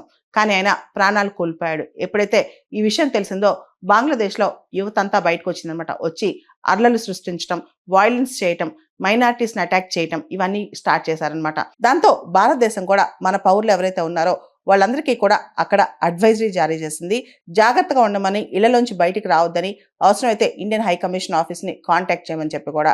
మనం చూస్తే కనుక 1971 ఎప్పుడైతే పాకిస్తాన్ నుంచి బంగ్లాదేశ్కి లిబరేషన్ వచ్చిందో, ఆ తర్వాత బంగ్లాదేశ్ ప్రత్యేక దేశంగా ఏర్పడిందో అప్పటి నుంచి కూడా ఇప్పటి వరకు ఇండియా బంగ్లాదేశ్ సంబంధాలు చూస్తే గత సంవత్సరాల కాలంగా ఇండియా బంగ్లాదేశ్ సంబంధాలు అనేవి చాలా దెబ్బతిన్నాయి. ముఖ్యంగా బంగ్లాదేశ్ లో మైనారిటీస్ పైన అటాక్స్ కావచ్చు. దాంతో పాటు షేక్ హసీనా బంగ్లాదేశ్ లోని అల్లర్ల నుంచి తప్పించుకుని భారతదేశంలో తలదాచుకున్నారనమాట. దీనికి సంబంధించి కూడా ఇండియా బంగ్లాదేశ్ సంబంధాల్లో కాస్త అంటే రెగ్యులర్ గా బంగ్లాదేశ్ ప్రభుత్వం, ఇంటరిం ప్రభుత్వం ఏదైతే ఉందో షేక్ హసీనాని తిరిగి అప్పగించమని అడిగింది. రీసెంట్ గా చూస్తే బంగ్లాదేశ్ లోని ఇంటర్నేషనల్ క్రైమ్స్ ట్రిబ్యునల్ షేక్ హసీనాకి మరణదండన విధించిందనమాట. ఇవన్నీ కూడా భారత్ బంగ్లాదేశ్ సంబంధాల్లో కాస్త సంక్లిష్టత కలగజేస్తున్నాయి అనమాట. ఈ టైంలో ఇప్పుడు బంగ్లాదేశ్ లో అల్లర్లు, ముఖ్యంగా చిత్తగాంగ్ లో ఉన్న ఇండియన్ కాన్సులేట్ మీద రాళ్లు రువ్వటం, అదేవిధంగా అక్కడ అలజడి సృష్టించాలని ట్రై చేయటం, ఇవన్నీ కూడా బంగ్లాదేశ్ మూకలు చేస్తుంది అనమాట. ఈ సందర్భంగా బంగ్లాదేశ్ లో వాయిలెన్స్ అనేది పెరిగిపోతుంది, ఉద్రిక్తతలు కూడా పెరిగిపోతున్నాయి. ఇరాన్ దగ్గర సముద్ర తీరం ఎందుకు ఎర్రగా మారింది? సముద్రం ఇరాన్ దగ్గర కొంత ప్రాంతం ఎర్రగా రక్తంలాగా కనిపిస్తుంది. దానికి కారణం ఏంటి? మనందరూ తెలుసు, ఇరాన్ దగ్గర స్ట్రైట్ ఆఫ్ హార్ముజ్ ఉంటుంది. ఈ స్ట్రైట్ ఆఫ్ హార్ముజ్ ఈ ప్రాంతంలోనే హార్ముజ్ ఐలాండ్ అని చెప్పి ఒక ఐలాండ్ ఉంటుంది. ఈ ఐలాండ్ ఇరాన్ కిందకే వస్తుంది అనమాట. ఏదైతే ఈ స్ట్రైట్ ఆఫ్ హార్ముజ్ ఉందో ఇది ఒక నారో వాటర్ బాడీ. ఇది పర్షియన్ గల్ఫ్ ని, గల్ఫ్ ఆఫ్ ఒమన్ ని కనెక్ట్ చేస్తాయి. అయితే ఈ స్ట్రైట్ ఆఫ్ హార్ముజ్ లో ఉన్న హార్ముజ్ దీవి, ఏదైతే హార్ముజ్ ఐలాండ్ ఉందో దాన్ని రెయిన్బో ఐలాండ్ అని కూడా అంటారు. అది రకరకాల కలర్స్ లో కనిపిస్తూ ఉంటుంది అనమాట. డిఫరెంట్ కలర్స్, రెడ్ కలర్ కావచ్చు, ఎల్లో కలర్ కావచ్చు, ఆరెంజ్ కావచ్చు, వైట్, బ్రౌన్, బ్లాక్, ఇలా రకరకాల రంగుల్లో కనిపిస్తుంది అనమాట. రెడ్ అసలు ఈ ప్రాంతంలో ఎర్ర రంగు బాగా డామినేట్ చేస్తూ ఉంటాయి. దానికి కారణం ఈ ప్రాంతంలో ఐరన్ ఆక్సైడ్ మినరల్స్ అనేవి ఎక్కువ ఉంటాం అనమాట. అక్కడ మట్టిలో కానీ, అక్కడ రాక్స్ లో కానీ ఆ ప్రాంతం మొత్తం కూడా రెడ్ కలర్ కనిపిస్తూ ఉంటుంది. దానికి కారణం ఐరన్ ఆక్సైడ్ మినరల్స్ అనమాట. ఈ హార్ముజ్ ఐలాండ్ అనేది వాల్కనక్ యాక్టివిటీ ద్వారా, వాల్కనో డిపాజిట్స్ ద్వారా ఏర్పడిన ఐలాండ్ అనమాట. ఎక్కువ వాటి వల్ల ఈ ఐలాండ్ మొత్తం షేప్ అయిందనమాట. వర్షం వల్ల ఈ రెడ్ కలర్ గా కనిపించే మట్టి కావచ్చు, రాక్స్ కావచ్చు, ఇదంతా కూడా మనకి రెడ్ గా మారిపోతాయి. ఆ నీరంతా రెడ్ గా వస్తుంది అనమాట. ఈ ప్రాంతంలో వర్షం చాలా అరుదుగా పడుతుంది. వర్షం పడినప్పుడు మాత్రం ఈ ఐరన్ ఆక్సైడ్ ప్రాపర్టీస్ వల్ల ఈ రాక్స్ లేదా ఈ సాయిల్ కానీ ఇవన్నీ కూడా అదంతా కరిగి వర్షం లాగా రెడ్ గా పెద్ద సముద్రం లాగా మారిపోయి అది పారుకుంటూ వెళ్తుంది. ఈ హార్ముజ్ ఐలాండ్ నుంచి ఎర్ర రంగు నీళ్లు పారుకుంటూ వెళ్ళిపోయి సముద్రంలో కలుస్తాయి. అక్కడున్న ప్రాంతం మొత్తం రెడ్ కలర్ లాగా ఎర్ర రంగులో కనిపిస్తుంది అనమాట. మనం చూస్తే కనుక ఒక పక్క ఇరాన్ దగ్గరలోనే ఉన్న పర్షియన్ గల్ఫ్ లో వాటర్ ఏమో బ్లూ కలర్ నీలి రంగులో కనిపిస్తాయి. ఇంకో పక్క ఈ స్ట్రైట్ ఆఫ్ హార్ముజ్, ఈ హార్ముజ్ ఐలాండ్ నుంచి వాటర్ ఏవైతే వస్తాయో అవి మాత్రం ఎర్రగా కనిపిస్తాయి అనమాట. ఇరాన్ క్యాపిటల్ తెహరాన్ నుంచి ఈ ప్రాంతం, ఏదైతే ఇరాన్ క్యాపిటల్ తెహరాన్ ఉందో అక్కడి నుంచి ఈ ప్రాంతం దాదాపు 1080 కిలోమీటర్స్ ఉంటుంది అనమాట. చూడటానికి వర్షం పడుతున్నప్పుడు చాలా అందంగా రెడ్ కలర్ లో కనిపిస్తూ ఉంటుంది అనమాట. అంతేకాదు అక్కడ ఆరెంజ్ కలర్, ఎల్లో కలర్ కూడా కనిపిస్తుంది. దానికి ప్రధానమైన కారణం సల్ఫర్ కాంపౌండ్స్ అంటాం అనమాట. తర్వాత వైట్ కలర్, సాల్ట్ డిపాజిట్స్ ఈ ప్రాంతాలు ఎక్కువ ఉండటం వల్ల తెలుపు రంగు కూడా కాస్త కనిపిస్తూ ఉంటుంది. తర్వాత బ్రౌన్ అండ్ బ్లాక్, ఇక్కడ వాల్కనిక్ మరియు సెడిమెంటరీ రాక్స్ ఉండటం వల్ల కూడా బ్రౌన్ కలర్, బ్లాక్ కలర్ లో కనిపిస్తూ ఉంటాయి అనమాట. అయితే వర్షం పడినప్పుడు మాత్రం చాలా వరకు ఈ సముద్ర తీర ప్రాంతం, ఈ హార్మోజ్ ఐలాండ్ నుంచి వచ్చే ఆ ఎరుపు నీళ్ళ వల్ల, ఆ వర్షం నుంచి ఆ రాక్స్ అవన్నీ కరిగి ఎరుపు నీళ్ళ వల్ల ఈ ప్రాంతం మొత్తం కూడా, సముద్ర తీరం మొత్తం కూడా ఐరన్ ఆక్సైడ్స్ తో ఇవన్నీ ఉండటం వల్ల, మొత్తం ఈ మినరల్స్ వల్ల, ఇదంతా వల్ల ఆ ప్రాంతం మొత్తం ఎర్రగా కనిపిస్తుంది అనమాట. ఇరాన్ తీర ప్రాంతంలో సముద్రం ఆ టైంలో ఎరుపు రంగులోకి మారుతూ ఉంటుంది అనమాట. ఈ హార్మోజ్ ఐలాండ్ అనేది ఇరాన్ కంట్రీలోకి వస్తుంది. మనందరికి తెలుసు స్ట్రైట్ ఆఫ్ హార్మోజ్ చాలా ఇంపార్టెంట్ స్ట్రైట్ అనమాట.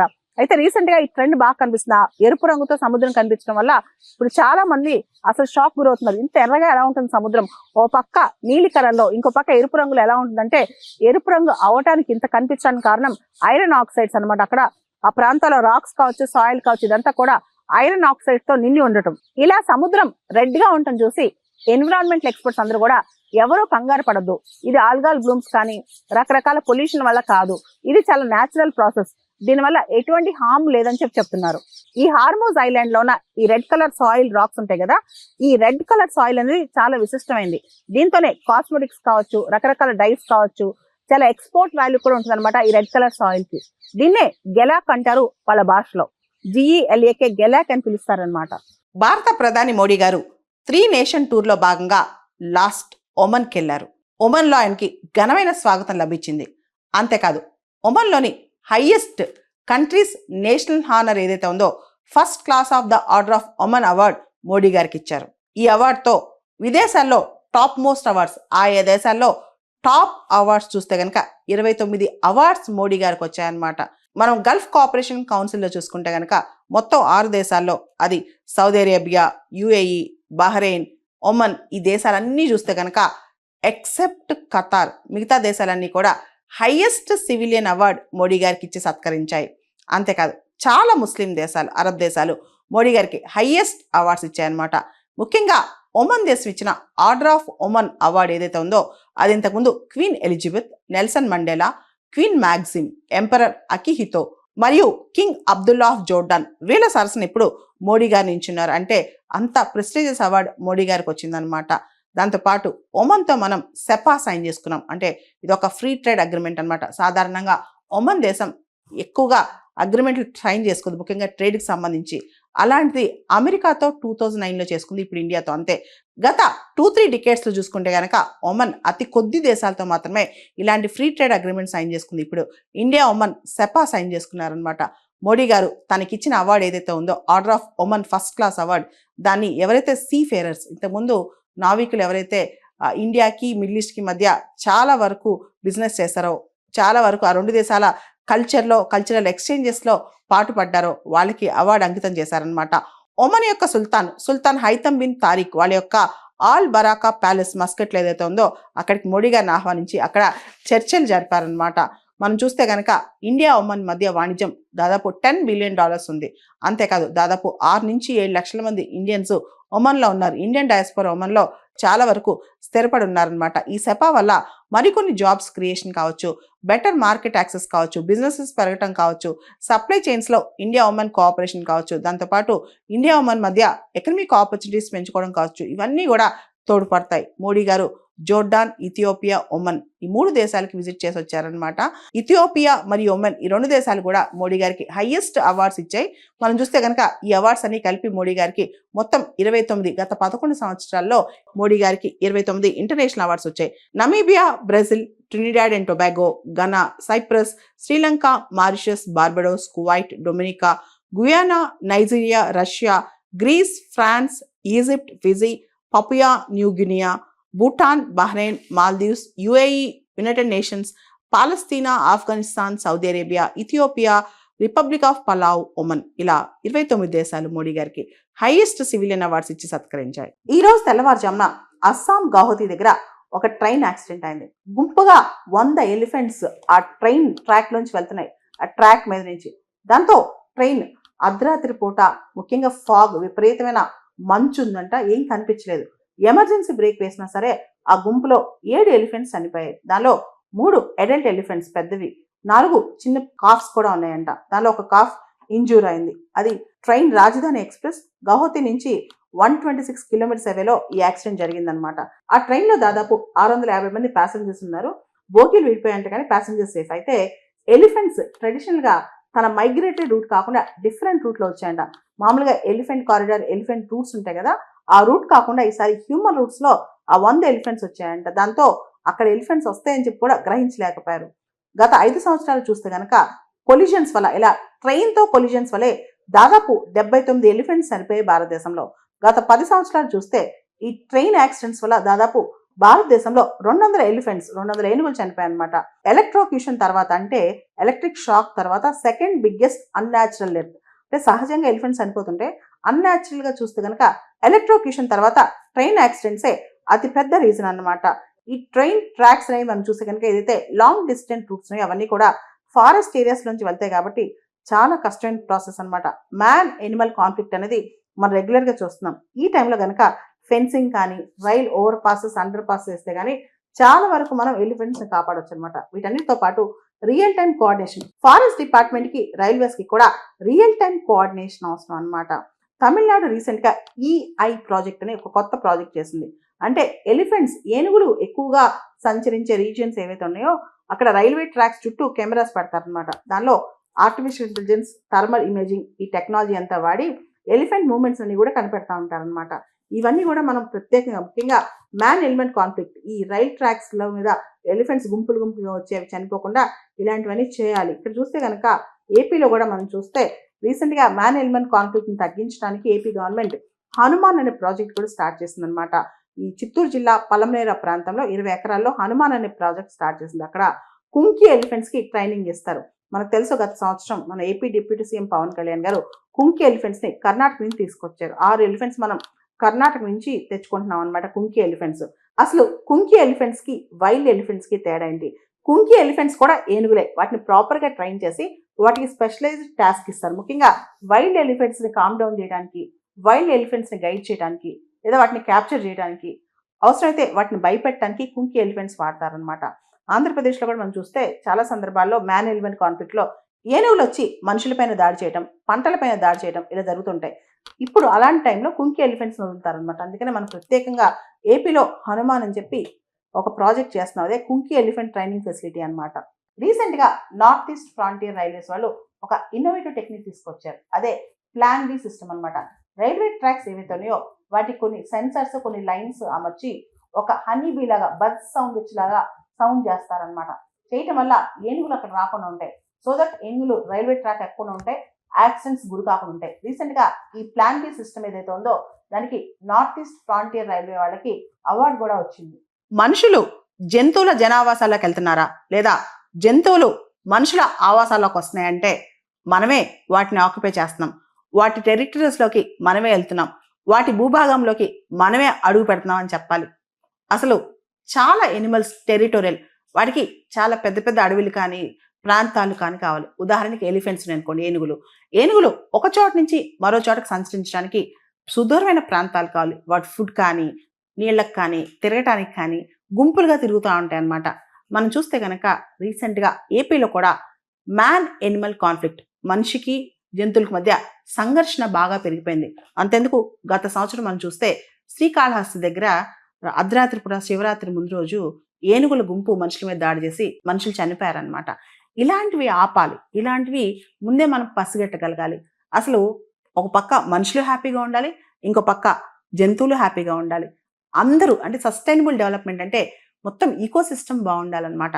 దానికోసం ఏపీ యొక్క forest department, Andhra Pradesh forest department ఒక వినూత్నమైన కార్యక్రమం తీసుకొచ్చింది. అదే project Hanuman, healing and nurturing units for monitoring, aid and nursing of wild life project అనమాట. అంటే దీనిలో కొత్తగా టెక్నాలజీ సహాయంతో, ఆర్టిఫిషియల్ ఇంటెలిజెన్స్ సహాయంతో, డ్రోన్స్ సహాయంతో, స్మార్ట్ అప్లికేషన్ సహాయంతో మొత్తం ఎనిమల్స్ని, మ్యాన్ ఎనిమల్ కాన్ఫ్లిక్ట్ని తగ్గించడానికి ట్రై చేస్తారనమాట. దీనిలో మనం చూస్తే Panchayati Raj department, agriculture department, horticulture department వీళ్ళందరూ కూడా కోఆర్డినేట్ చేసి వర్క్ చేస్తారనమాట. దాంతోపాటు modern technologies, early warning systems తీసుకొస్తారు, వర్చువల్ ఫెన్సింగ్ చేసుకొస్తారనమాట. వీటి ద్వారా సైరన్స్ మోగుతాయి. ఎప్పుడైనా ఎనిమల్స్ మానవ ఆవాసాల్లోకి వస్తున్నా, రైల్వే ట్రాక్స్లోకి వస్తున్నా, సోలార్ ఆధారంగా ఈ సైరన్స్ పనిచేస్తాయి అనమాట. ఒక్కసారి సైరన్స్ మోగితే మనం ఇమీడియట్గా పసిగట్టి ఎనిమల్స్ని కాపాడొచ్చు, యాక్సిడెంట్స్ లాంటివి జరగకుండా చూసుకోవచ్చు, ప్రాణ నష్టం, ఆస్తి నష్టం జరగకుండా చూసుకోవచ్చు అనమాట. దాంతోపాటు పరిహారం కూడా ఇప్పటి వరకు కూడా మ్యాన్ ఎనిమల్ కాన్ఫ్లిక్ట్లో మనుషులు చనిపోతే పరిహారం చాలా లేట్గా ఇచ్చేవాళ్ళు అనమాట. ఇప్పుడు అలా కాదు, పూర్తి స్థాయిలో మొబైల్ యాప్స్ కానీ ఇవన్నీ తీసుకొచ్చి ఆ పరిహారం కూడా ఫాస్ట్గా రావడానికి. వీటన్నిటితో పాటు వన్యప్రాణి సంరక్షణ వైద్యం మనకు తెలుసు, వంతాల లాంటి ప్రైవేట్ ఆర్గనైజేషన్స్ చాలా వచ్చాయి అనమాట. కానీ గవర్నమెంట్ సెక్టర్ చాలా తక్కువనే. అంటే వన్యప్రాణుల సంరక్షణ అనేది కూడా చాలా ఇంపార్టెంట్ అనమాట. గాయపడిన వెంటనే వైద్యం చేయించడం, రీహాబిలిటేషన్ చేయటం, తర్వాత అవి బాగా అంటే వాటి ఆరోగ్యం బాగుపడంగానే మళ్ళీ అడవిలోకి వదిలేయటం, ఇవన్నీ కూడా. వీటితో పాటు సర్పమిత్ర అనే కాన్సెప్ట్ అనమాట. అంటే పాములు ఏవైతే ఉన్నాయో మనకు తెలుసు, చాలా చోట్ల గ్రామ స్థాయిలో పాము కాటు గురి చాలా మంది చనిపోతూ ఉంటారు అనమాట. ఈ సర్పమిత్రలో స్నేక్స్ని కాపాడటం, మనుషుల్ని కాపాడటం, మనుషులకి స్నేక్స్కి మధ్య ఈ కాన్ఫ్లిక్ట్ రాకుండా చూడటం అనమాట. ఇదంతా కూడా సర్పమిత్ర ర్యాపిడ్ రెస్పాన్స్ అనేది. ఇవన్నీ పక్కన పెడితే ముఖ్యంగా ఆంధ్ర, తెలంగాణ చాలా రాష్ట్రాల్లో కోతులతో కూడా కోతుల యొక్క దాడులు కావచ్చు. అంటే కోతులు అసలు మన ఆవాసాలకు ఎందుకు వస్తాయి? చెట్లు, పళ్ళు, ఫలాలు ఏమి దొరక్క జనావాసాల్లోకి వస్తుంది అనమాట. అంటే ఓవరాల్గా ప్రాజెక్ట్ హనుమాన్ అనేది పాములు కావచ్చు, అడవి పందులు కావచ్చు, ఎలుగుబంట్లు కావచ్చు, ఏనుగులు కావచ్చు, లేదా రకరకాల జంతువులు కావచ్చు, వీటన్నిటిని కవర్ చేసే single point programme project Hanuman అనమాట. మనకు తెలిసి ఇంతకుముందు ఆంధ్రప్రదేశ్లో గజప్రజ యాప్ అనేది ఉండేది. అంతకంటే మోర్ అడ్వాన్స్డ్, ఎందుకంటే వైల్డ్ లైఫ్ని real time tracking of wild life అనమాట. ఒక ఏనుగులు గుంపు వెళ్తుంది అనుకోండి, రియల్ టైం ట్రాక్ చేయటం, ఎలుగుబంట్ల గుంపు ఉందనుకోండి రియల్ టైం ట్రాక్ చేయటం, కోతుల గుంపు ఉందనుకోండి రియల్ టైం ఎటుపోతున్నాయి విత్ అక్యురసీ ట్రాక్ చేయగలిగితే కనుక అవి చేసే అలజడిని కానీ కాన్ఫ్లిక్ట్ కానీ మనం తగ్గించవచ్చు అనమాట. దాంతోపాటు ఏనుగులకైతే రేడియో కాలర్ ట్రాకింగ్ సిస్టమ్ తీసుకురావటం, అండ్ ఎక్కడ మ్యాన్ ఎనిమల్ కాన్ఫ్లిక్ట్ జరుగుతుందో అక్కడ ఎక్కువగా గస్తీ కాయటము, అక్కడ ఎక్కువగా ఏఐ టెక్నాలజీస్, డ్రోన్ టెక్నాలజీస్ వాడటము, దాంతోపాటు రకరకాల వాలంటరీ నెట్వర్క్స్ ద్వారా, ముఖ్యంగా సర్పమిత్ర ఇలాంటి వాలంటరీ నెట్వర్క్స్ ద్వారా కూడా ఈ మ్యాన్ ఎనిమల్ కాన్ఫ్లిక్ట్ని తగ్గించడము, ఇవన్నీ కూడా చాలా ఇంపార్టెంట్ అనమాట. మనకు తెలుసు ఏనుగులు పంట నష్టం, ప్రాణ నష్టం చేస్తాయి. అదే విధంగా అడవి పందులు వచ్చి మన పంట అంతా నాశనం చేస్తాయి, పంట పొలాలు మొత్తం పాడు చేస్తాయి అనమాట. ఇవన్నీ కూడా మనం చాలా జాగ్రత్తగా కాపలా కాయాలంటే ఒక పక్క మన వన్యప్రాణులను కాపాడుకోవాలి, మరో పక్క మనుషుల యొక్క ప్రాణాలని, పంటల్ని కూడా కాపాడుకోవాలి. ఎందుకంటే ఆస్తి నష్టం అనేది చాలా డేంజరస్. మనకు తెలుసు కేరళలో కొన్ని సంవత్సరాల క్రితం ఒక ఏనుగుని ఆ రైతు పైనాపిల్ బాంబ్ పెట్టి చంపేశారనమాట. అంటే ఏనుగులు దాడి వచ్చేసి పంట పోతుందని చెప్పి రైతులు అక్కడ పైనాపిల్ బాంబ్స్ పెట్టారనమాట. ఇలాంటి సంఘర్షణలు లోను కాకుండా ఒక పక్క ఏనుగులు కాపాడాలి, ఇంకో పక్క పంటల్ని కాపాడగలరు. కాబట్టి ఇలాంటి వాటిలో మనం చాలా జాగ్రత్తగా ఉండాలి. ఒక పక్క మనుషుల్ని కాపాడాలి, ఇంకో పక్క ఎనిమల్స్ ని కాపాడాలని చెప్పి ఆంధ్రప్రదేశ్ ఫారెస్ట్ డిపార్ట్మెంట్ వాళ్ళు కూడా కోరుకుంటున్నారనమాట. మనం గమనిస్తే కనుక చిత్తూరు జిల్లా ఇలాంటి జిల్లాలో మ్యాంగో ప్లాంటేషన్స్ ఎక్కువ ఉంటాయి కాబట్టి ఏనుగులు దాడి ఇవన్నీ జరుగుతుంటాయి అనమాట. ఏదైతే ఎక్కువగా ఏనుగులు అట్రాక్ట్ అయ్యే పంటలు ఉంటాయో అవి కాస్త కొంతకాలం ఏనుగులు మర్చిపోయేదాకా ఆ పంటలు తగ్గించి ఆల్టర్నేటివ్ క్రాపింగ్కి వెళ్లే విధానం కానీ, వేరే లైవ్లీహుడ్ చూసిన విధానం కానీ కూడా ఆలోచించాలని చెప్పి కొంతమంది నిపుణులు చెప్తున్నారు. ఇవన్నీ ఓ పక్కన పెడితే మన మొత్తం సృష్టి నడవాలంటే మనుషులు బాగుండాలి, జంతువులు బాగుండాలి. కాబట్టి ప్రాజెక్ట్ హనుమాన్ అనేది ఈ హోలిస్టిక్ ప్రాజెక్ట్ ఏదైతే ఉందో ఇది ఇంకా ముందుకెళ్తుందని చెప్పి కొత్త టెక్నాలజీస్ ద్వారా ఈ సోలార్ ఫెన్సింగ్ కావచ్చు, ఆర్టిఫిషియల్ ఇంటెలిజెన్స్ కావచ్చు, డ్రోన్ టెక్నాలజీస్ కావచ్చు, వీటి ద్వారా ఈ టెక్నాలజీస్ వాడి మ్యాన్ ఎనిమల్ కాన్ఫ్లిక్ట్ని తగ్గించడం అనేది ఎంతైనా ఆశావహం అని చెప్పొచ్చు. ఒక ప్రాబ్లమ్ని ఐడెంటిఫై చేయటమే కాకుండా దానికి సొల్యూషన్ ఇవ్వడం అనేది చాలా ఇంపార్టెంట్ అనమాట.